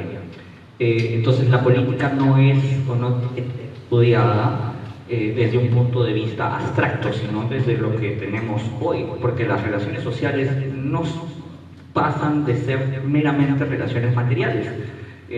Las relaciones materiales existían desde antes que nosotros existiéramos y va a seguir existiendo posteriormente, y eso también era política. Los primeros estados ya tenían política, ya hacían política, por lo tanto ya estaba ahí y no necesitaba una teoría ética para eso, ¿no? Las relaciones se seguían dando.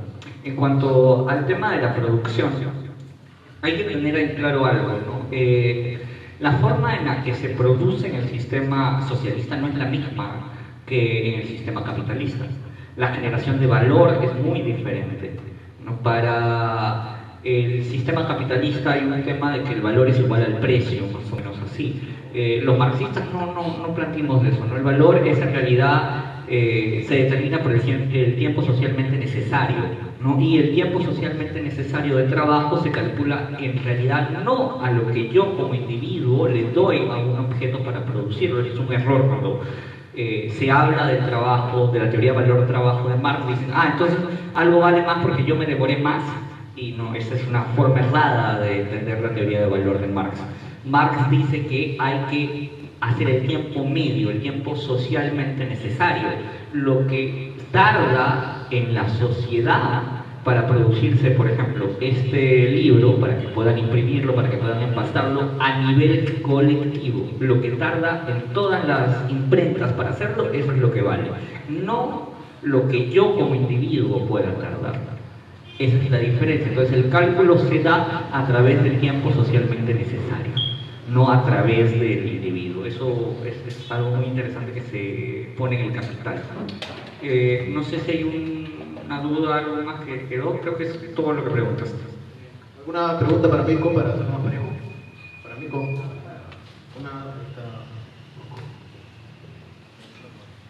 ¿Por qué el culpable de la pobreza de África sería el capitalismo?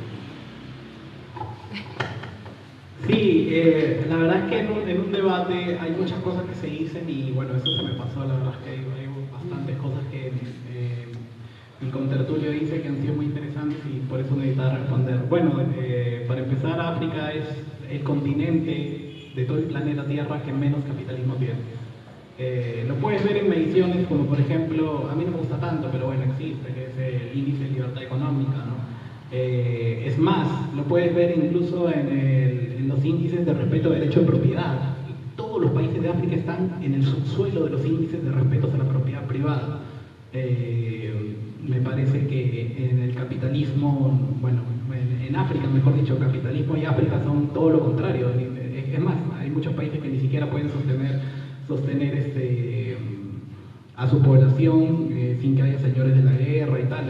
Es prácticamente nulo los mercados que existen en África. Creo que no se le podría achacar al capitalismo. Es más, te recomiendo un libro que se llama Cómo Europa subdesarrolló a África, porque Europa se sentía bastante culpable de colonizar África y por eso mandan miles de millones de dólares cada año a ayudar a África. Y en ese libro te explica cómo esas ayudas estatales no solo que no ayudan, sino que mantienen la pobreza en muchos de esos países. Te pone ejemplos, por ejemplo, no sé, van a Zimbabue y construyen un colegio, ¿no?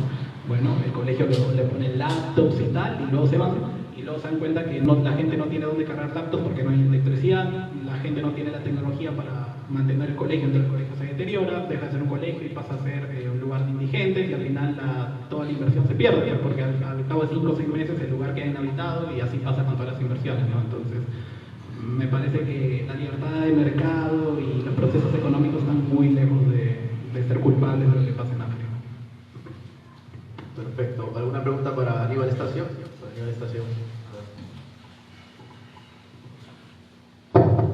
Hola, ¿qué tal a todos? Una pregunta, quería volver un poco al tema de la ética y la política que mencionaste. Me parece interesante y pertinente tu distinción entre el análisis de cómo funciona la realidad en el mundo político, por qué las elecciones se dan como tal, o por qué cambios políticos ocurren como tal, de la distinción sobre, por ejemplo, cómo creo que debería ser el mundo, o qué creo que debería tratar de hacer el Estado en esta organización política para cambiarlo. Pero bueno, mi pregunta ahí es que, al menos hasta en general no quiero decir como un ataque personal, pero yo te conozco como un activista político y creo que gran parte de las personas que están acá en las antes políticas tratan de convencer a las personas de apoyar su causa, su ideología o cosas por el estilo. Si anulamos totalmente la ética de la política, ¿qué razón le podrías dar a alguien para escoger cierta cosa sobre otra, más allá de lo que a esta persona le conviene personalmente? Es decir, por ejemplo, si una elección se hace entre Keiko y Castillo, yo gano Castillo, ¿por qué yo debería hacerte caso si no hay una razón justamente que sustente el deber de hacer eso?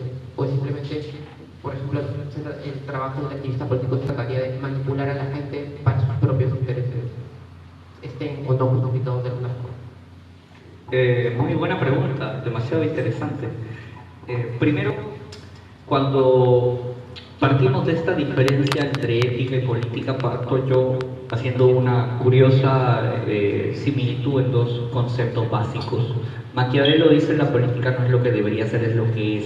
Por el contrario, cuando Kant, que para mí, en mi opinión, es el mejor defensor de la ética, dice es el deber ser, ¿no? Parte por el imperativo categórico. Entonces, la ética es lo que debería ser. Entonces, tenemos dos posturas totalmente contrarias, ¿no? Cuando intentas calzar a Maquiavelo con Kant, no se puede porque son contrarias. Ahora, ¿cómo definimos entonces las acciones? ¿Cómo nos guiamos si no es por un tema ético? Bueno, nos guiamos por un tema netamente de lo que nos interesa. Sí, suena frío, suena cruel, suena malo, no es bonito, no es vendible políticamente, comunicacionalmente, pero es la realidad. Yo no voto por Keiko porque Keiko representa un interés de clase, el interés de la burguesía. Yo voto por quien representa mi interés de clase, no por quien no lo representa. ¿Por qué tendría yo que votar por quien no representa mi interés de clase? Porque yo no creo, por ejemplo, ¿no?, que los señores del comercio que apoyaron a Keiko en su campaña dijeron esto es éticamente correcto. Simplemente lo hicieron porque les conviene. No se pusieron a pensar en un tema ético. La CONFIEP, que sacó un comunicado, tampoco lo hizo porque sea éticamente correcto, simplemente porque le conviene. Hay un interés material de clase. Lo que pasa, y eso lo hizo Marx en el concepto de fetichismo del derecho, pasa porque el derecho se ha entendido como esta cosa casi abstracta de justicia, ¿no? Y oculta en realidad lo que el Estado es. El Estado es parte de los intereses, es reflejo de los intereses económicos de una clase sobre otra. El Estado, para no hablar solamente de capitalismo, el Estado monárquico representaba los intereses de la monarquía. El Estado burgués representará los intereses de la burguesía y el Estado socialista representará los intereses de la clase trabajadora, porque cada uno de estos estados ha representado la voluntad del interés de quien lo dirige. Quien dirige el Estado actual no es el proletariado, es la burguesía. Para eso, en el Perú, por ejemplo, podríamos leer este texto muy bonito de Francisco Durán, Los 12 apóstoles de la economía peruana, donde da totalmente evidencia de esto. Chicos, antes de la siguiente pregunta, decirles a los que están en el grupo nuevo que he creado ayer, los que están en el grupo, o sea, los que se han inscrito, los que están en ese grupo, así que los que no están, disculpen, he hecho una encuesta, entonces si pueden responden. Bueno, ¿alguna pregunta para Mirko? ¿Alguien quiere hacer una pregunta para Mirko? Por acá. Buenas noches, Mirko. Quisiera hacer una pregunta acerca del liberalismo como tal, la postura, ¿no?, de los libertarios. Si no te parece utópico una sociedad sin Estado, ¿no? Porque veo que culpan mucho al Estado, pero ¿cómo planeas una sociedad sin Estado? Ok, muchas gracias. En realidad no hay una respuesta objetiva para eso. Te puedo decir que hay muchas ramas y muchas teorías para alcanzar el libertarismo. Te puedo comentar la de Murray Rothbard. Murray Rothbard pensaba en crear un partido político, entrar al Estado y empezar a derogar leyes y empezar a eliminar ministerios y así desaparecerlo. Luego está la postura de Samuel Conkin II, que hablaba del agorismo y que se podía derrotar el Estado mediante la creación de mercados negros. Y así han habido muchas posturas, por ejemplo la de Michael Huemer también, que se puede derrotar al Estado mediante la secesión. Ahí te dan tres maneras de cómo llegar al libertarismo, y no sé cuál de las tres tiene la razón, porque las tres me parecen realmente interesantes. ¿Y por qué no aplicar las tres poco a poco? Impulsar movimientos secesionistas, también aplicar contraeconomía, agorismo, y también por qué no tener un partido político. Son tres métodos que han planteado autores, y no sabría decirte cuál es mejor, cuál es peor. Si todos tienen como objetivo final llegar hacia una sociedad mejor, está perfecto. Y si incluso hay un cuarto punto que se me acaba de ocurrir, que es un punto pesimista. Dice, ¿sabes qué? No quiero soportar la carga política de luchar contra el Estado toda mi vida. Lo único que busco es la secesión, al menos de mi propiedad, y que no me molesten. Y si tengo que pasar por un territorio estatal, yo pago todo. Pago, no sé, me pongo impuesto a la carretera, pero yo decía pagarlo. Esa es la posición más podríamos decir, aislacionista. Entonces hay muchas maneras de llegar, y entonces, bueno, habría que cada uno decidir cuál es la mejor, ¿no? Pero a mí me atrae mucho la de Conkin, me atrae mucho la secesionista. Bueno, para Aníbal, ¿esta ha sido alguna pregunta más? Acá está más. Gracias. Buenas noches con todos, ¿qué tal? Bueno, yo empatizo mucho contigo porque los dos hemos sufrido, ¿no?, en el call center, todas las quejas de los clientes, ¿no? Sí, bueno, yo soy un poco más práctico, ¿no? Sí, prefiero hacer una pregunta un poco más directa. Basado en lo que tú has estudiado, que bueno, usted sabe bastante, ¿cuál es tu opinión sobre Cuba y Venezuela? ¿Tú crees que realmente es lo que Marx quería?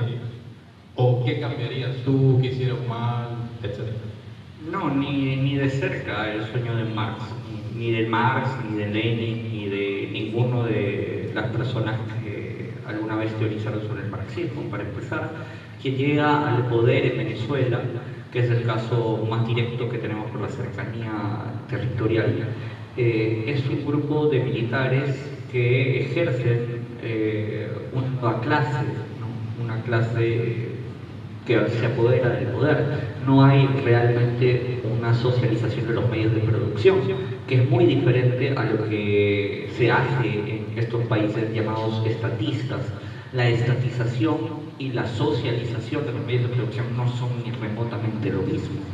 Estatización se puede hacer de diferentes maneras, expropiación se puede hacer de diferentes maneras. Yo puedo expropiarle a A y pasarle a B, y ambos pueden ser privados, y simplemente lo paso a mano en mano porque, no sé, de repente B es mi amigo, y como B es mi amigo, es privado, y a mí me cae mal A, le quito a A y se lo doy a B.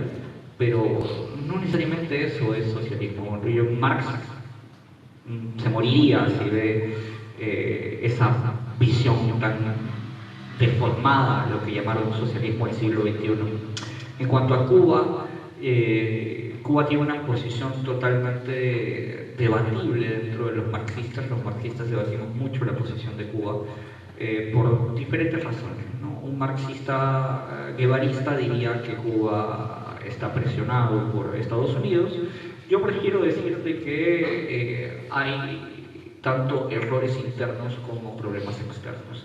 Considero que sí hay una cierta presión por parte de Estados Unidos, pero evidentemente hay un error interno garrafal, ¿no?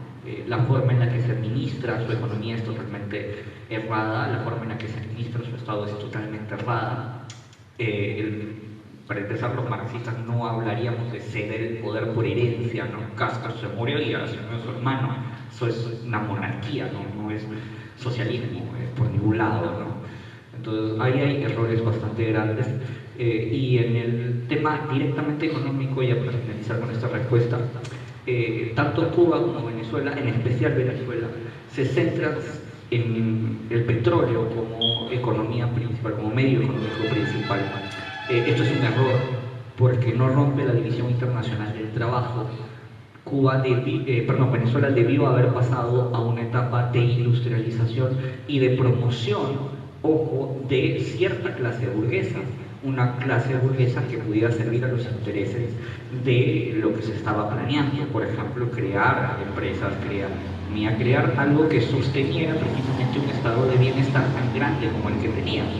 Entonces no se hizo de esta manera, se decidieron pensar que el petróleo era infinito y que el precio que tenía era infinito, y el fracaso es evidente, ¿no? El fracaso y el despotismo de quienes están en el poder allá es totalmente claro.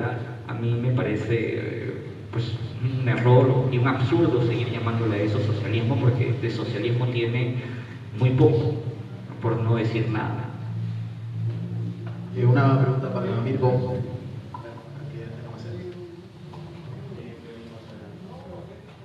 Buenas noches, mi nombre es Roy Iringa.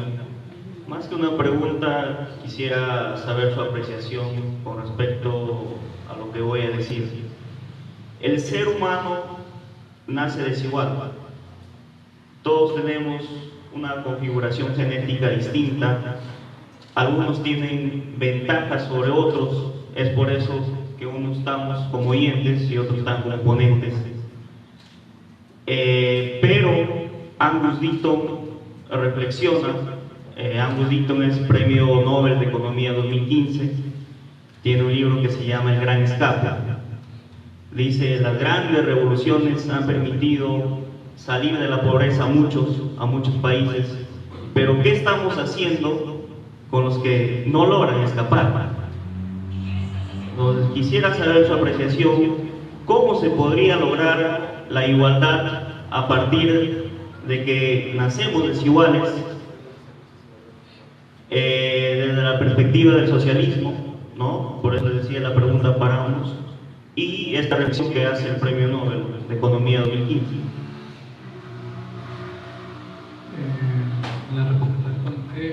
¿Esta es la última pregunta? Ok, una ronda más. Ya, buenazo. Sí, muchas gracias por tu pregunta.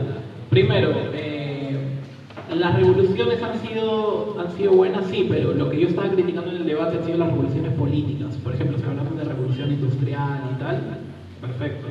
Te estoy hablando de revoluciones políticas donde se mata a otra persona por pensar distinto, y eso nos debe llevar a la reflexión, si está bien matar a otra persona que no tiene tus propios ideales, ¿no? Yo ahí invito a la reflexión. Y segundo, es cierto lo que tú dices, hay personas que nacen con más dinero, más riqueza, o hay personas que nacen en desventaja, eso es cierto. Lo que propone el capitalismo es simplemente generar más oportunidades para todos, y que cada uno se pueda especializar en un rubro donde es mucho mejor que otra persona en ese mismo rubro. De repente, tú lo mencionaste, de repente yo puedo expresarme un poco más acá, de repente, no sé, gracias a Dios, a que me criaron bien, o no sé, la verdad es que puedo expresarme y tener un poco de lectura con respecto a eso, pero de repente tú eres mejor deportista, eres mejor cantante, eres mejor músico, eres mejor médico, eres mejor arquitecto, ingeniero que yo. Entonces, la gran ventaja del sistema capitalista es que tú te puedes especializar en lo que tú quieras, y nadie te va a decir, y nadie te va a poner un plan quinquenal y te va a asignar qué es lo que vas a estudiar y tal. Tú vas a decidir qué hacer. Y esas oportunidades que nacen se dan gracias a que tenemos la libertad de decidir, y gracias a que vienen personas con dinero, invierten, se genera acumulación de capital y se generan puestos de trabajo, gracias a que nadie los obliga a estar ahí, sino que están ahí por un interés de ser mejores. Y esa motivación de ser mejores cada día es lo que hace crecer a la sociedad. Lo malo está cuando se empiezan a poner piedras en el camino, y obviamente no se da esto, y tenemos la pobreza y tenemos todos estos fenómenos. Entonces sí, hay personas que nacen con ventajas, pero esas ventajas se pueden compensar dedicándote a un rubro donde tú eres mejor que esa persona. No necesariamente tienes que ir al mismo rubro. Y entonces, pero para eso tienes que tener la libertad de decidir en qué tú quieres trabajar, qué quieres producir, cuánto quieres producir. Y eso dependerá de tu propia valoración, de lo que tú quieras. Si yo te pongo un objetivo de producción en algo que a ti no te gusta, créeme que primero vas a ser infeliz, y probablemente no llegues a las cuotas, y me imagino que sabrás qué pasaba en los países donde tú no llegabas a las cuotas de producción, ¿verdad? ¿No? Por ahí Mao tenía una respuesta muy linda para eso. La estación. Bueno, porque es que estoy viendo los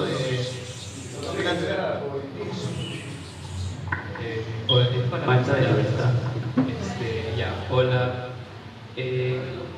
No, en realidad tenía una pregunta para usted, se me fue el pero se fue. Tú, si no me equivoco, tú defines la teoría del valor trabajo, ¿correcto?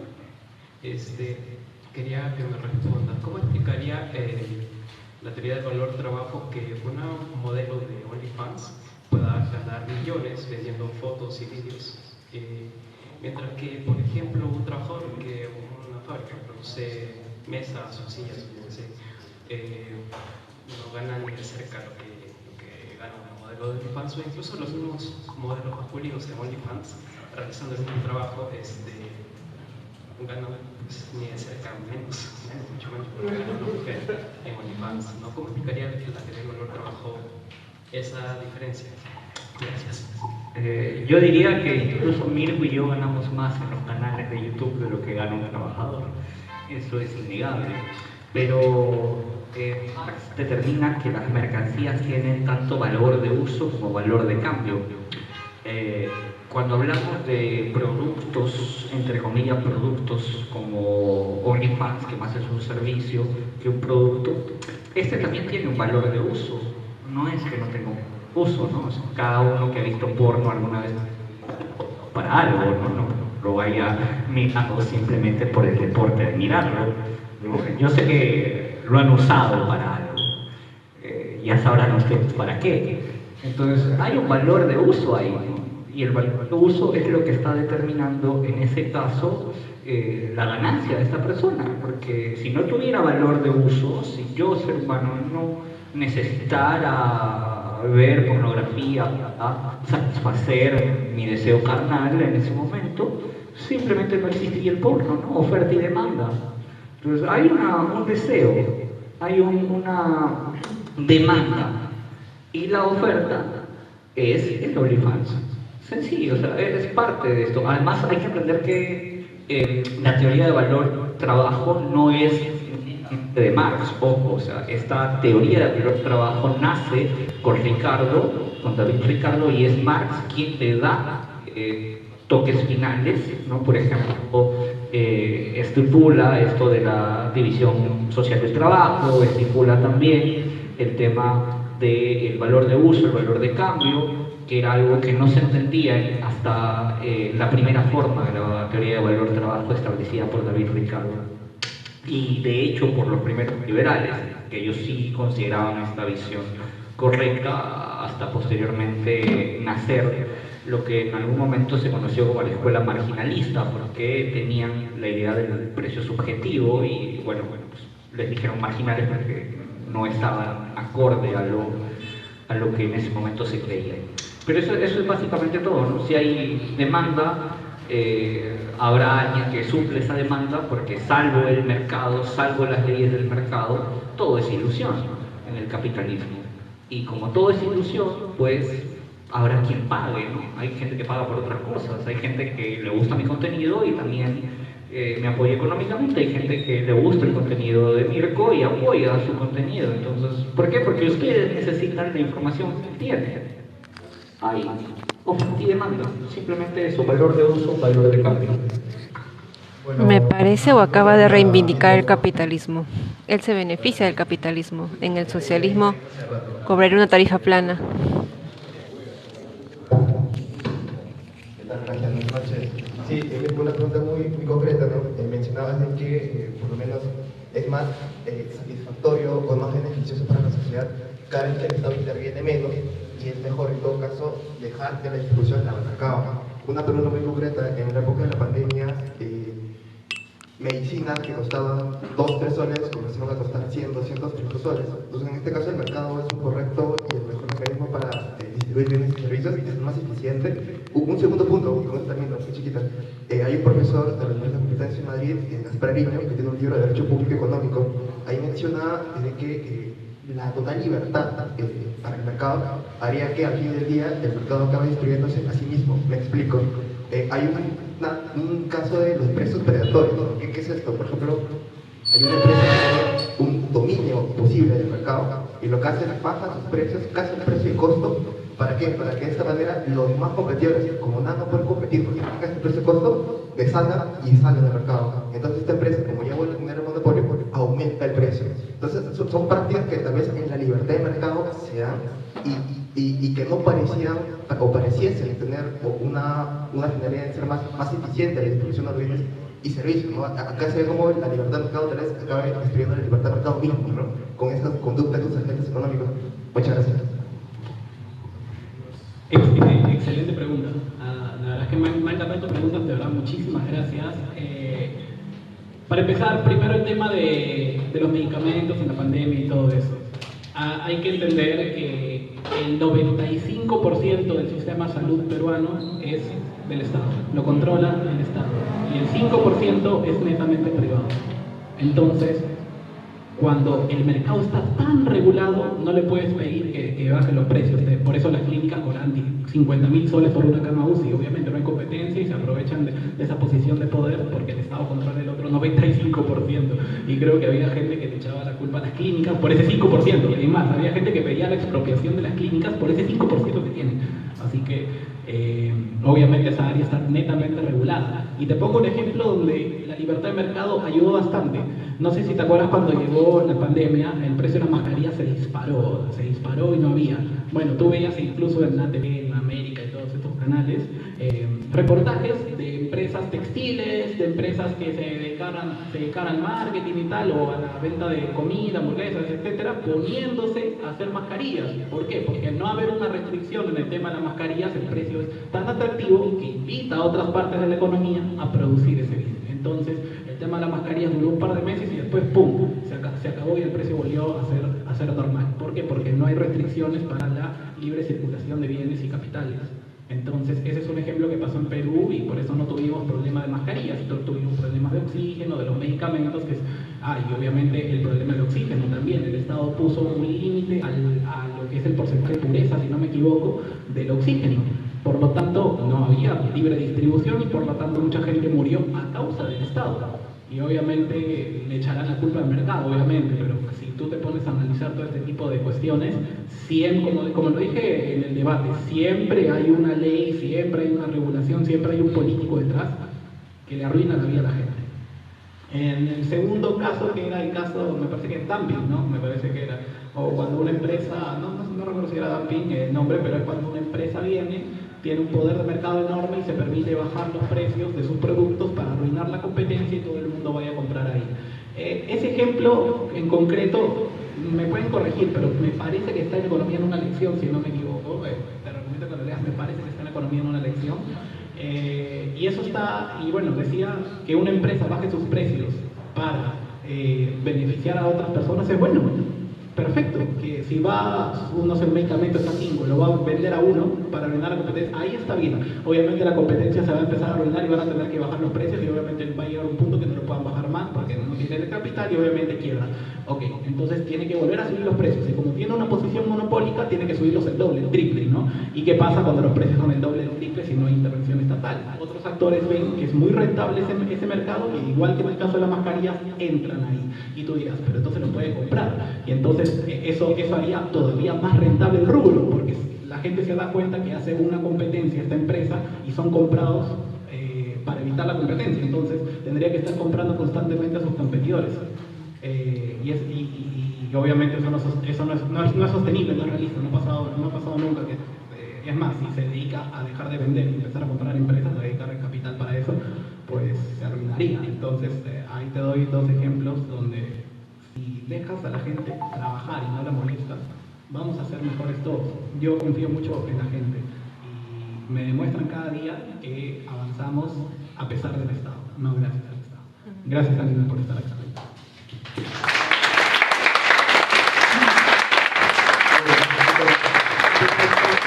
Jorge me pidió que iba a promocionar su canal, así que le voy a dar la palabra. Bueno, ya para despedir este gran debate que para mí ha sido el debate del año, no del mes ni el debate de la semana. Bueno, yo pienso que tanto como el capitalismo como el socialismo siempre van a haber debates eternos entre estos modelos políticos y económicos, pero yo digo algo, nunca va a existir un modelo unidimensional que conduzca que conduzca al bienestar tanto social, económico, social, porque como dice Aníbal, el ser humano es un ser imperfecto por naturaleza, y es así. Por eso es que tanto capitalismo como socialismo siempre van a existir debates eternos sobre cuál de estos dos modelos deba predominar, pero siempre van a existir sus defensores y sus detractores. Siempre es así, es la naturaleza del ser humano. Bueno, espero que ya ustedes dirán el veredicto final, quién ha ganado este debate, si Mirko o Aníbal, ya será criterio de ustedes. Bueno, espero que les haya gustado la moderación de Jorge Guamaní del canal Paradigmas Nuevos. Muchas gracias.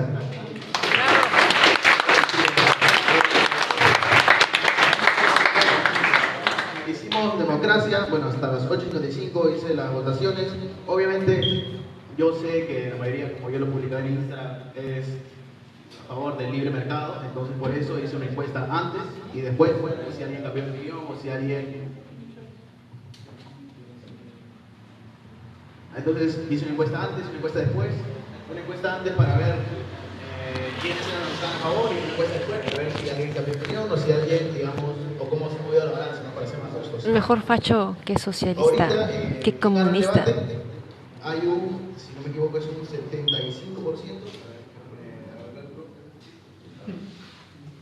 Sí, es un 75%.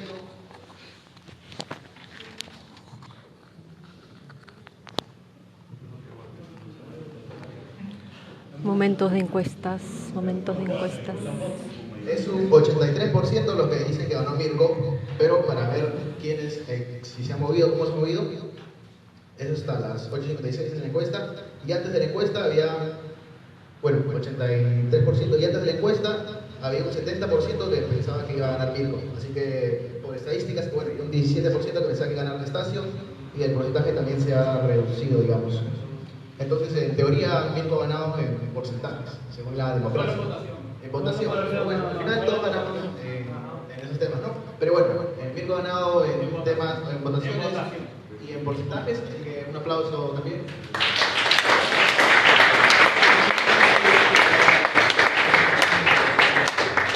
Bueno, me gustaría tomar una foto a Mirko y a Aníbal Estacio y a Jorge, pero Aníbal se ha ido al baño, ahí está volviendo.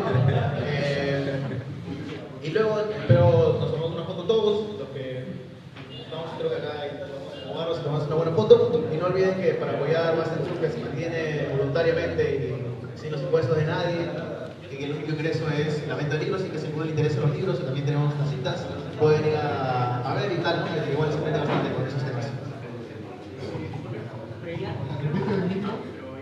Sí, ya terminó.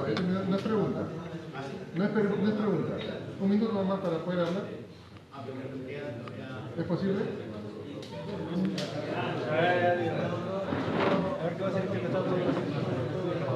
Damas y caballeros, buenas noches.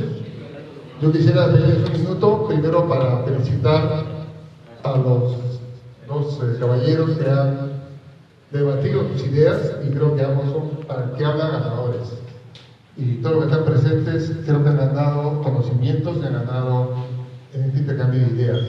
Simplemente les quiero expresar como una persona mayor de que ustedes son el futuro del país.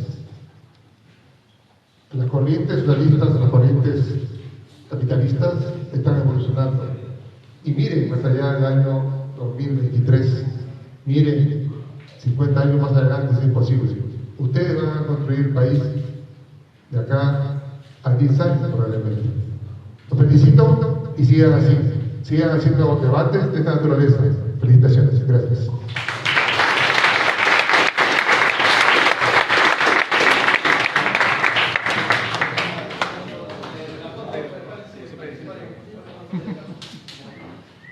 Ahí está la foto oficial del evento. Yo la estaré subiendo a mi canal de Instagram para que puedan usarla. Darle clic, un like. Nos acomodamos acá, me parece. Diego, ¿me puedes cobrar? Alguien me puede ayudar a la silla. Y bueno, chicos, igual también nos siguen por YouTube. Nos acomodamos acá, chicos. Hay que tratar de hacer las sillas también para